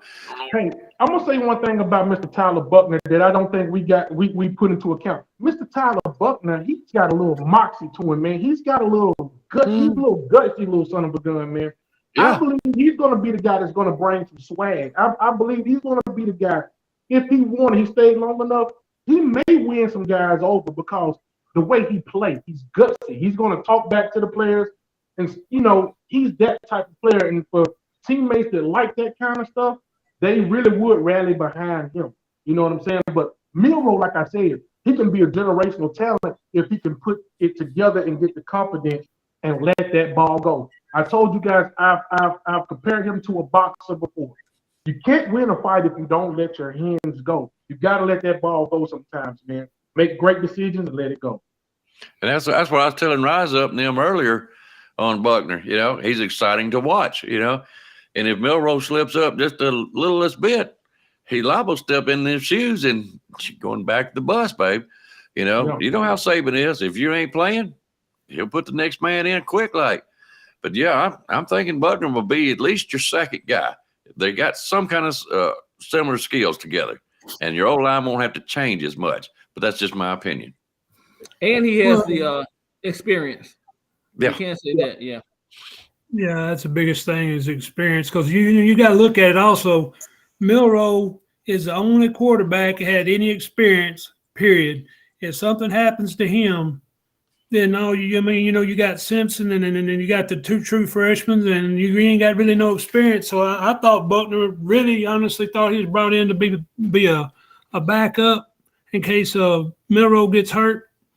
Because I don't know. I just don't know if he can. Buckner, I think he's just a depth piece. I don't think he's going to start. That's like you say. That's just my opinion. And some people think he's going to start. I don't think he will. I think he's there just because of Milroe experience. There's nobody there. Hell, I got as much experience as the rest of them. Yeah, roll tide to you, homegrown cowboy. Haven't seen you before, but welcome to the show, bud. Go ahead, Waylon. Put Milroe in the Wildcat. Let Buckner. Yeah. Everybody's saying this, these. I mean, I know. I saw that show you was talking about Roll Tide, but I didn't read all the comments. I mean, that's over. You got to overlook that stuff. I've been listening. I've been listening to that shit for 60 damn years. I don't want to hear that shit about black and white no more. I remember the story you told me. I remember the story you told me, Waylon, about Lewis. I remember the story you told me personally on the phone about Lewis. So yeah. Sad, man. That's sad. Yeah, that was pitiful. That was just stupid. That was all I got to say about that.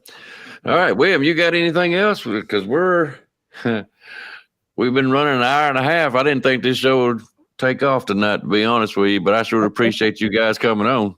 They say time flies when you're having fun. Roll Tide, roll, baby. That's what this show is supposed to be about. Somebody on this panel has already made the comment tonight, and I've already said it in past ones, and I'll say it again. Lonergan said he's coming. He said he ain't coming to sit on no bench. He's coming for it. So I'll just say that. You remember the last quarterback who said that? Huh? You remember the last quarterback who said that? I don't know. Who was it? Tua said that. Tua? Yeah. Really? I love it. Tua said that when they had the was it when he was in high school in the All-American game, whatever the game is, where all the good great players come, and they asked Tua about coming to Bama behind him. He's like, I'm coming to start. I'm not coming to sit on the bench. I'm coming to play. So yeah. And it comes down to this. And it comes down to this. You got 30 days here. You got a little over 30 days to show in the fall camp. Okay. And the other thing I got to say right here real quick, yesterday was this number right here. Tonight is number 43, and we'll go back to 1992 on this one, which we're going to get into in depth more next Friday night. Y'all come and join us. But the number 43 was what? Antonio Langham. You said it there. Yes, sir. He was the most valuable player in the SEC championship in 1992. So. Hey, I'm sorry. What'd you say? Rise up. I'll see you in the SEC championship against some Florida Gators. There you go. Mm-hmm. Spencer, the only color that matters is the brown of that pigskin. I disagree. It's got the same colors as the hat on Brag's head and the shirt on William. Crimson and white, baby. Roll Tide. That's the only colors matter to me. All right. Yep. All right. Let's see. We have got, I'm still, it's going to really depend on that O-line. That's going to matter to who does what quarterback. I'm with y'all. I'm hoping Milroe does good because I'm really impressed with his legs.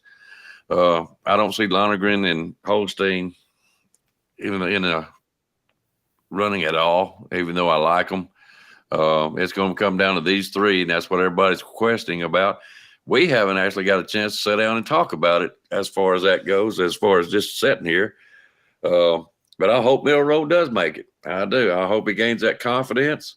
His legs is unbeatable. I mean, he probably hang with any kind of running back we've got. He's going to be hard to bring down. Ty Simpson, yeah, he's got the better arm, or at least that's what we're being told. And that's for now. I hear he's doing good.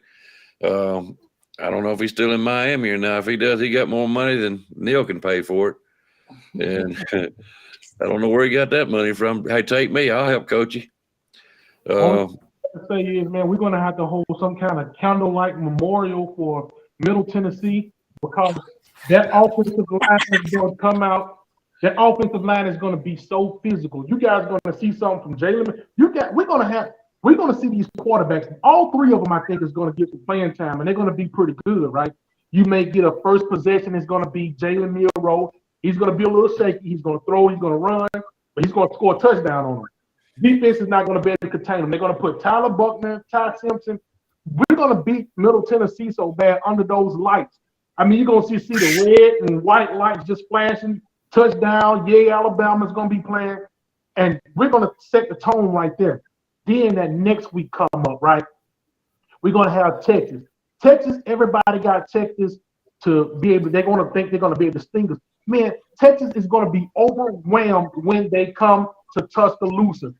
They talk a good talk, but once they actually come and play under those lights in Tuscaloosa, it's going to be overwhelming. We're going to beat them guys by 17 points, man. And once we do that, the whole world, ESPN, Mr. Paul, you guys tune into Mr. Paul Feinbaum that next week after we murder Texas, it's going to be a whole different narrative. And then all of those fans, I don't even want to call their name out, but the Georgia Bulldog fans and all those guys, and they're going to have something to say. But that's what's going to happen, guys. Thank you. Mm-hmm. I said it's the calm before the storm. I'm trying to tell people. All right. Can I ask you guys a question? Yes, sir. All right. We've been on since 7:30, 8:30 my time. If I can get Spencer or would y'all, if y'all want to keep going on with the show, I don't mind. That's what this show's for, is the fans. But if y'all let me step out for 10 minutes, I've been on here for an hour and a half, and I do smoke, and it's time for me. I don't smoke in the house, Waylon. I'm sorry. Well, I got a mean wife. You know what I can say? No, she's a good woman. It's time for me to have a commercial break. That's going down in my little suggestion box. It is commercial break. So after these messages, you so if you guys want to keep going, just give me 10 minutes. I'll be right back. If Spencer wants to come in here, we'll pop him in here too. Whatever y'all want to do, it's up to y'all. Y'all give me 10 minutes, make up your mind, and we'll go from there. Does that sound good? There's already been somebody mention that, so this is my house. Who wants to take the ring? Go ahead, Rose. You got the floor. Go ahead, bro. Run this thing, brother. Wait, this is crazy. In the middle of our street, our house. In the middle of our street. I like that, man. Keep it going. Yeah, baby.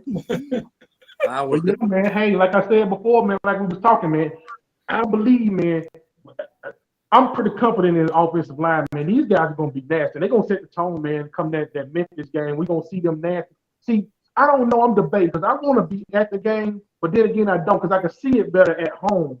But I'm going to try to be at that game, man, and I'm going to try my best to scope and see what the feeling is with the sidelines and watch everything from Coach Nick Saban to if he's going to have Tommy Reese on the sidelines with him.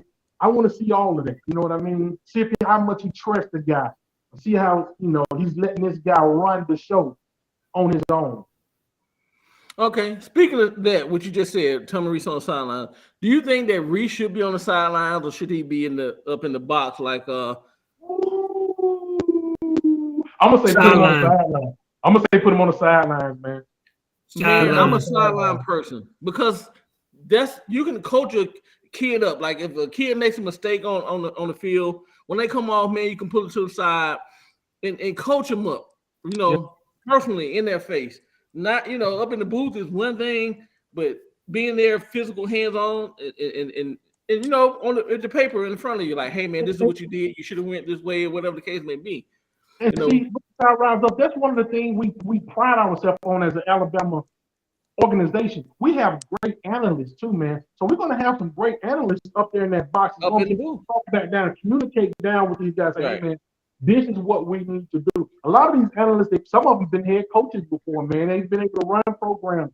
So it's good to give them a single duty for them to focus in on, and they can help us organize what we need to organize.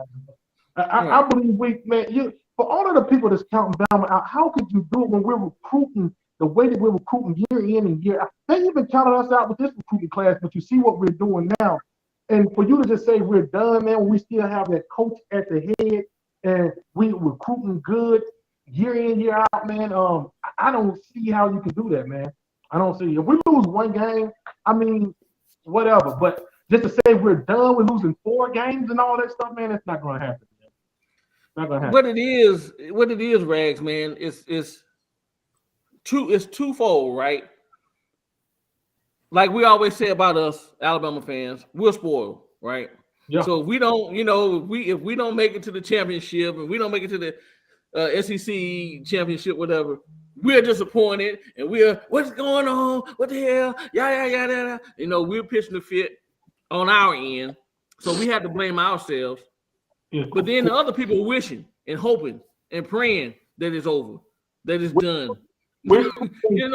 They are hoping and praying and wishing that, hey, man, it's over. The dynasty is over. Saban is old. He's washed up and all this other stuff. So, and then as far as the media go, they need talking points. Like it's been said many times, there's many teams that are having a quarterback battle. There are many teams with new OCs and DCs. There are many new teams with new head coaches. Nobody is talking about them. Alabama is still the number one top topic, of conversation. Because if you think about it like this, Roll Tide Rise Up, really the times that we're living in, even as Alabama fans, this is still somewhat unbelievable to have a program, man. If you lose 2 games a year, that you're classified done, bro. Like, we have something so special. And you know what? Like I said on my one of the videos I made, yeah, Nick Saban is going to be gone within at least the next 10 years. He's not going to be there forever.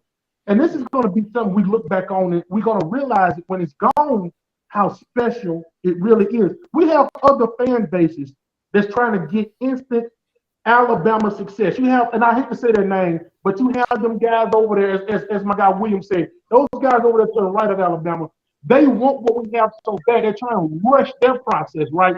They're putting so much pressure on Kirby Smart to try to be Nicholas Saban and to have what we built for so long.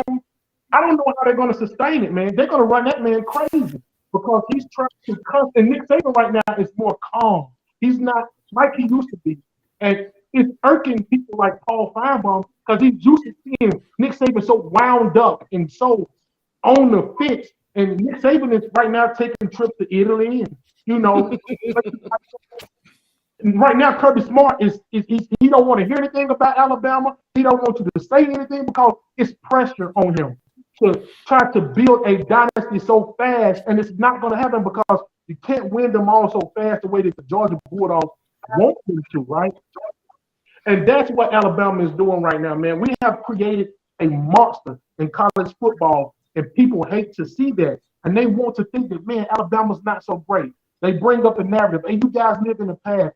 You guys are making up championships. You guys doing that. They don't get it that this took time, man. Alabama is just one of those entities that you're not going to shoo away that fast, bro. So the wishful thinking, the praying, the hoping, the hex or the voodoo, whatever you want to do, it's not going to happen, bro. It's not going to happen. Speaking on what you said, I'm gonna kind of piggyback on what you just said. Today I was looking at TDA show from yesterday because I didn't really get to watch yesterday, and there was a caller that called in, and I'm not gonna say his name. He called in to the show, quite often. I'm pretty sure I know Wade and know who he is because this is a show, and other guys this is a show know who I'm talking about. But he said he pretty much said that Georgia. This is basically it. He loves Kirby. He loves what Kirby's doing. Kirby don't have people leaving, and I'm talking about coaches. And you know, he was talking about Coach Saban getting former players back to come back to the program and coach. And I can kind of agree with that. Maybe you should get some people who've been here into the programs, some shape, form, or fashion. You just can't make them a coach if they've never been a coach, you know. But get them in and train them up, you know. But he was talking about, you know, like Georgia, that they, you know, the people love it there. They don't want to leave. That's not the case. That's not the case. If Georgia keeps on this road of success they're having, it's going to hit them. It's going to hit them. Yeah. People don't realize it took time, right, Wayne? It took time for people to start poaching all of our coaches. Once that success, people are like, man, they doing this like on a regular basis. If not year after year, every other year. Or every so they people got to remember they were trying to get Kirby before Kirby went to Georgia. He had other offers. He didn't go. He waited. No. Georgia called him home. That's his alma mater. Perfect fit. Once they already got a coach that just left. But once, if you keep that success, if they sustain that success, it's going to happen. People are going to start coming. Just like we say about Alabama, Saban does not only have to recruit players, but he had to replace coaches on a yearly basis. It's going to happen. It's going to happen. When you're a successful program, people are going to want to start coming there and pulling your people away from you. And when you take an OC or a DC, what does he do? He take a position coach with him. He might take a linebacker coach. He might take a wide receiver coach, or an analyst or whatever with him to his new program. You know, so they might poach Kirby, but Kirby take two other people with him. Sarkisian took a couple people with him. You know, everybody take a person or two with him, especially if it's a name brand program. If you go to like a Texas or Georgia or Tennessee or, you know, a high profile program, yeah, they're gonna take some people with them. So if Georgia keeps on this path and they're steady successful and they are a true contender and they're building the dynasty, it's gonna come. It's gonna happen. Trust me. And we're talking Georgia, but that's with any program. And guess what? A lot of times, guess what they want to do? Yeah, they may come for your coordinators, but a lot of times they want their head coach. You got the Pete Carrolls out with USC. A lot of these, especially professional teams, man, they want a lot of these college coaches to come to the league. And I know a lot of people say, man, Kirby would never leave. Maybe that's true. But when guys are putting pressure on you, you got Jerry Jones and all these people that's just offering you all so much. It's going to be you're going to at least think about it. You know what I'm saying? But I know that's a lot of people say that's far-fetched, Rags, but I'm telling you, man, like the pros are going to, they probably already had him and we just don't know about it. But they're going to come for Kirby Smart as the head coach. Like he's going to have to really do some soul searching to say, hey, man, I'm really meant to be here at Georgia. I'm going to stay because they're going to throw some good money at him. One of these, if he keeps winning the way that he's winning, they're going to throw good money. And people forget that Saban's already been in the NFL, so he already did that route. He already knows what's up in the NFL. You know, like I'm good. I'm set right here. So all the people out there, you know, that saying, you know, Georgia's gonna do this. No, if they keep this course, all you Georgia fans, I expect to hear from you guys like, man, what the hell's going on? Why can't we keep a coach? Why can't we keep this? Why we can't? It's gonna happen. Oh yeah, it's gonna happen. So that comes along with the success. It comes with it. You know, we done it. We done it.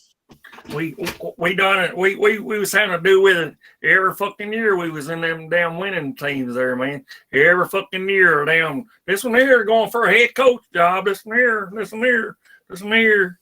You know, but the thing is we got Spencer asked about our own now. What do we think about that? Well, I can tell you right now, we got 4 fucking starters coming back.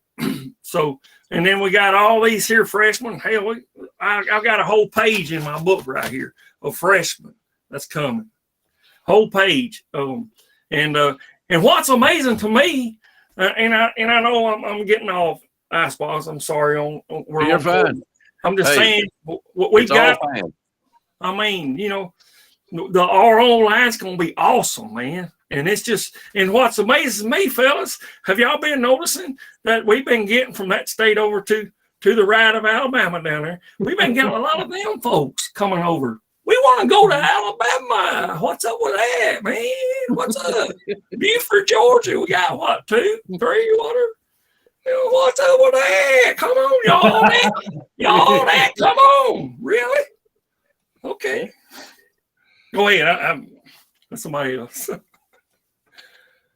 AT, you quiet up there. He keeps falling in and out on me, making me work tonight. Don't do that shit to me, man.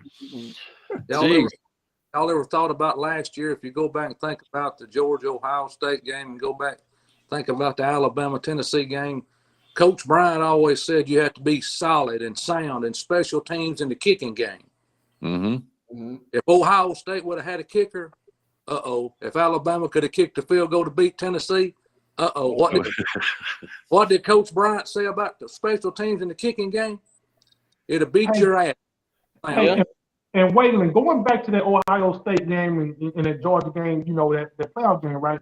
I can remember a video me and Nick Saban did together, me and Nick Saban Jr., and we pretty much both said the same thing. Ohio State is going to beat them guys and give them trouble, right? But this is what Georgia had to take into account. And we as Alabama fans, this is one guy that we talk about so much. His name is Stetson Bennett. We have criticized him. We've talked trash about him.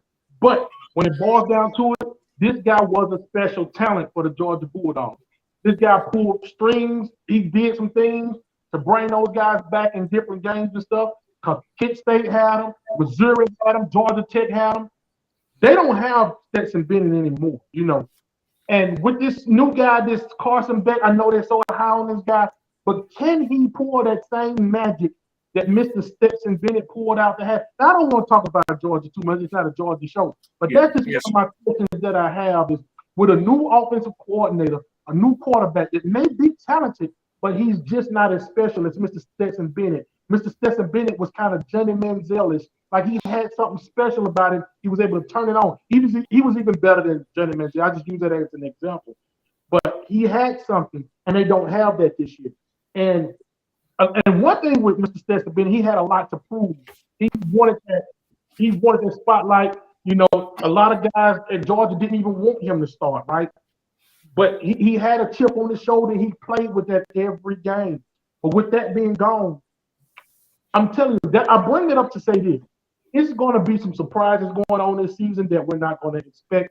But guys, expect the unexpected. And I'm going to tell you that. That's all I'm going to say. With a smile on your face too, buddy. Yeah. With a smile for us.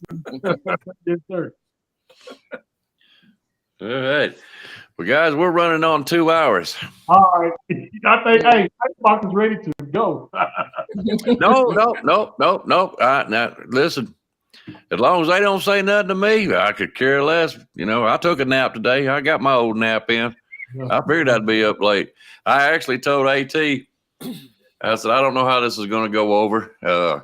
We'll give it a test run so I can learn some things and, see what bugs I need to work out. I'm going to go ahead and say this because probably by the time we do get done, I'm not going to have time. We are going to run a pick'em on Saturday mornings, and it will be a clean show. No language allowed, just in case kids are in the room, that kind of deal, babysitters, whatever. And it's going to be a pick'em game. And so far, I've got a little bit of commitments from Rags and from Nick Saban Jr. I don't know where he's at tonight. I was hoping he'd show up too.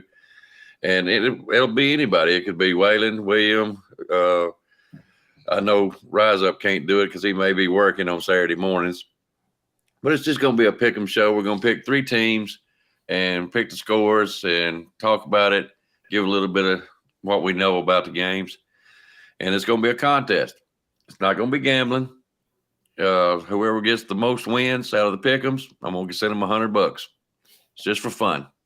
That's all it is. I ain't encouraging no gambling. What they do in the chat room, that's on them, but that's how we're going to know what they're picking is by the chat room. And that's going to be probably a 30, 40-minute show, I figure. And Saturday night, it's going to be just like we're doing right now. come on here, get reactions to football games, talk about plays for whatever team. But, mostly we're going to talk about Alabama. And that's what we're doing tonight, is just doing a little test run and see how it's going to be. Hopefully the people are having fun. Outside of that, it's on you guys now. If you want to go on, y'all keep on. I don't care. It's not on me. Don't have anything. I'm going to be in that stadium raising hell this year where I'm going to be at. Hey, Waylon, you said you're going to be at some of the games, Waylon? Yeah, I'm going to be. I got tickets for every home game, bro. Hey, man. Do you need another Ken Pope? Yeah. I'll most definitely see you at that what is it, Middle Tennessee game? I'll most definitely probably be at that one. Rags, I think Waylon's already told me. I think he's going to Fan Day. Are you going there? You going to be at Fan Day? I thought you're not. Okay, I thought you was.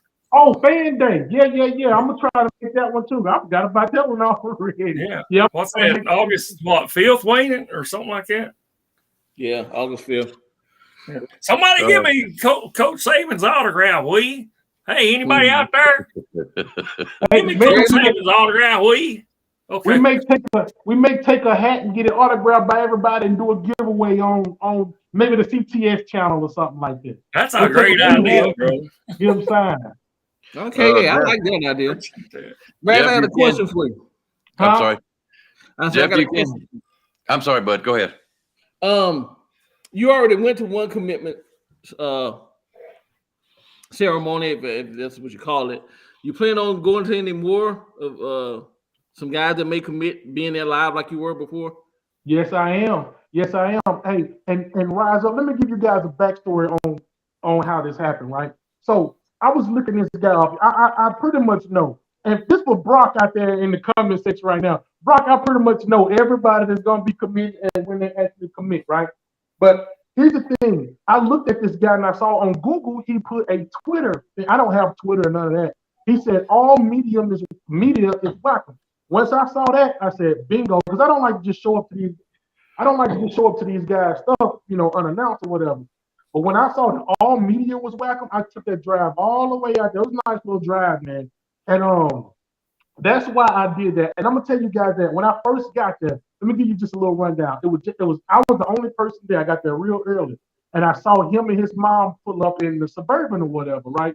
And he saw me, and I had Alabama on my shirt and on my hat and everything. He looked over at me. I was walking towards him. He just put his head down and just shook his head like this.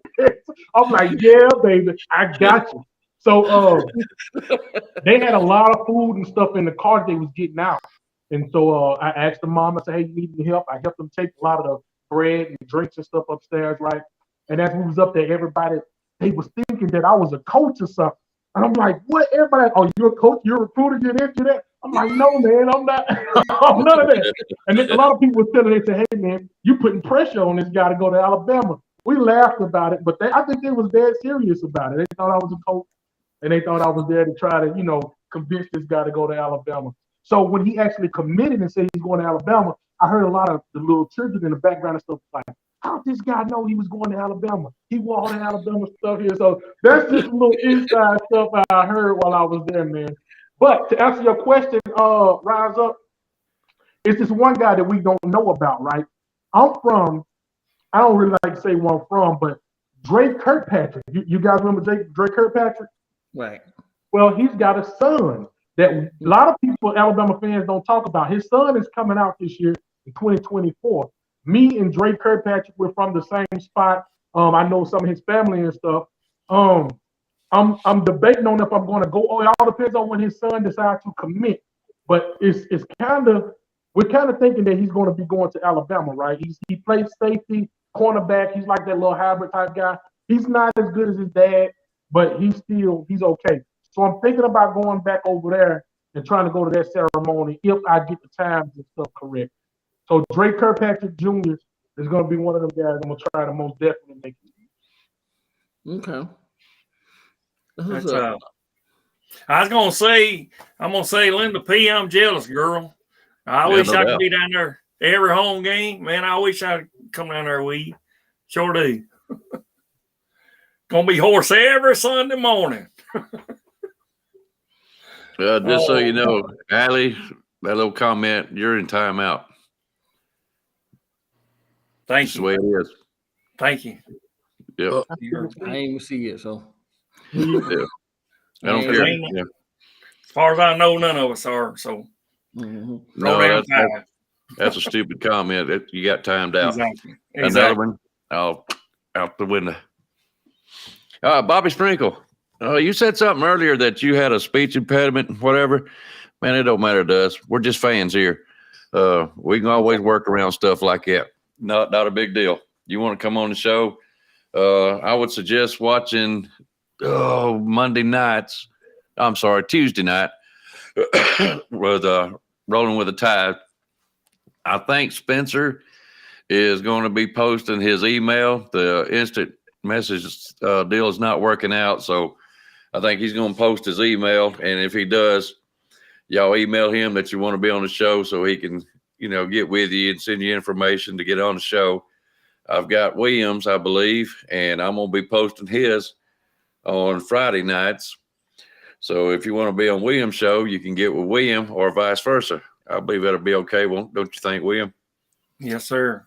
Yeah. I So don't, if you I want, don't see AT, but I'm pretty sure it'd be the same way. So yeah, well, I figure with you on Friday night show, and if you got your email up and somebody says they want to be on Tuesday night show, I'm sure you can pass it on to Spencer, and he'll do vice versa for you. So be glad to. that should work out, and try to get Jeff Stapleton. I know Linda P said something about coming on in August. I'm looking forward to that. So Linda, I would love to get Linda, Cindy Reed, AJ, Brittany B, one of the ladies to come on, to break up the monotony of all the fellas. And we like to get a woman's point of view. We like to get a lady side of the, how they feel. They're fans just as much as we are. Exactly. Yeah, Bobby, I think, and I'm hoping I'm going the right way with this. You never know nowadays, but I believe Tammy, is she your wife or sister, or she's got the last name? Yeah, Wife. That's his wife. Hey, if you two guys want to come on, we don't mind at all. Just like I said, you'll have to get with them so they can fix you up. And when they got you fixed up, I'm more than glad to bring you guys on. All right. So, all right. Anything else y'all guys want to talk about? Justin's the same way. He just sent it. He said, send him something. So he needs to send it to our email that's going to be posted whenever Tuesday night. This Tuesday. Okay, she is. Hey, she is his wife, so got out of that one. And Linda says she can't wait, and I am so looking forward to that. I can't wait to meet this young lady. And Justin, yeah, like I said, Monday will be Spencer's. I hope. I got to get with him, get his email, and Tuesday. I'm sorry. Tuesday. Well, dang it, just shoot me in the head. The other night, remember? He's right though. Tuesday nights, what, 7 Central? Yeah. 8 Eastern? Okay. All right. Well, guys, if that's all you got, I guess we'll get off here. Y'all want any last words or anything tonight? I'm just saying, I think this is going to be a special season, man. I know some people talking about the O-line. I think the O-line issues have been addressed, will be addressed. From what I saw in the 8A game, we look good. It was one little question mark, but that will be taken care of. I have no doubt about that. I think we're going to see a lot of Caden Proctor. If he don't get a starting spot, he's going to be in the rotation heavy. So we need him. That's a big boy. Damn, my thing is I want to see the D-line get back into the backfield, cause some disruption, some hurries on the quarterback, some sacks, some tackles for losses. That's what I want to see from the D-line. And so it's not a concern. I just want to see it. I think it's going to happen. I want to see it. And I want some interception ball. I want some pick sixes this year. Yeah. Yeah. I want a couple of nice pick sixes. I want to see a couple of quarterbacks on their back this year. Yeah. That's what I want to say. Who was it? Rags. Yep. How long has it been since you've been ever excited over a 5-star dadgum kicker? Oh man. Special teams, baby. Special teams. That's all I'm gonna say. Yeah, Hey, man. And Hey. he's out of Tuscaloosa, you know, Northridge High. He's a hometown boy. And yeah. I'm excited. I saw it, I was jumping. I'm like, I'm jumping for a kicker. Special teams is important, man. You're gonna see a lot of guys. You're gonna see a lot of guys that we may not see in the starting lineup, as far as like guys like Kendrick Blackshire and all those guys. If he don't get a starting spot, he most definitely gonna be that Reuben Foster type running down there and knocking the snot out of people's nose. Yes. Yes. All right. Rags, you got any last words? Yeah, the comments are looking like we're fixing to go off here in just a few. So you got any last comments? No, man, I just got it. Like I'm picking back off of what Roll Tide said, Rise Up said, man. It's gonna be a special season. I said it earlier. Expect the unexpected, man, and we're gonna set the tone that Middle Tennessee game. And just stay tuned, guys. We got some special CTS Rags of Fitness, Nick Saban Jr. We got some special content coming up for you guys. Man. Good. All right, Waylon, you got any last words, bud? I think Coach Saban made a good hire when he got that young man from Auburn to help Freddie Roach on the defensive line. I think that's going to make a lot of difference. Really? Yeah. Okay. He needs some help. Well, I'll tell you what, guys. Next week or next Saturday, I'm gonna go through this and see if there's anything I need to change or do or whatever. Try to make this a good show for these fans of ours and us too. But next week we'll start off with defense. How's that sound? Sound good. You know, we'll see where it goes from there. William, you got any last words? Yes, sir. I just want to say I'm excited to see our team this year. It's going to be a special team.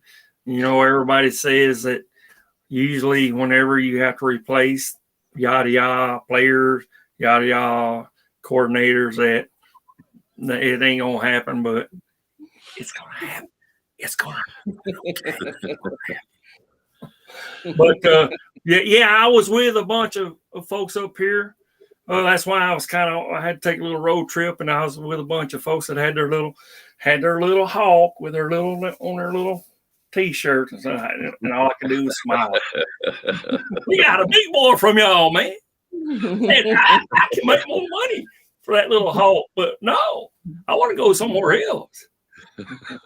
There you go, because he knows he's going to be in a national championship. He knows that. Yep, he sure does. But all right, well, guys, I thank y'all. I didn't think this show would run more than 30 minutes because me and AT was talking about it. I said, hell, it might be just two of us. But the fans made it a good show. We've lasted over 2 hours, and I'm hoping I don't get in trouble for that. But anyways, Rise Up, thank you very much for coming on. Rags, man, always a pleasure. Appreciate you coming on. Waylon, you know how I feel about you, man. It's great to seeing you again. And William, I appreciate you coming in when you could. AT, thanks for helping get me started, bud. We'll talk to y'all later. To everybody else, roll tide, and y'all have a good night. Thank y'all very much. Roll tide, everybody.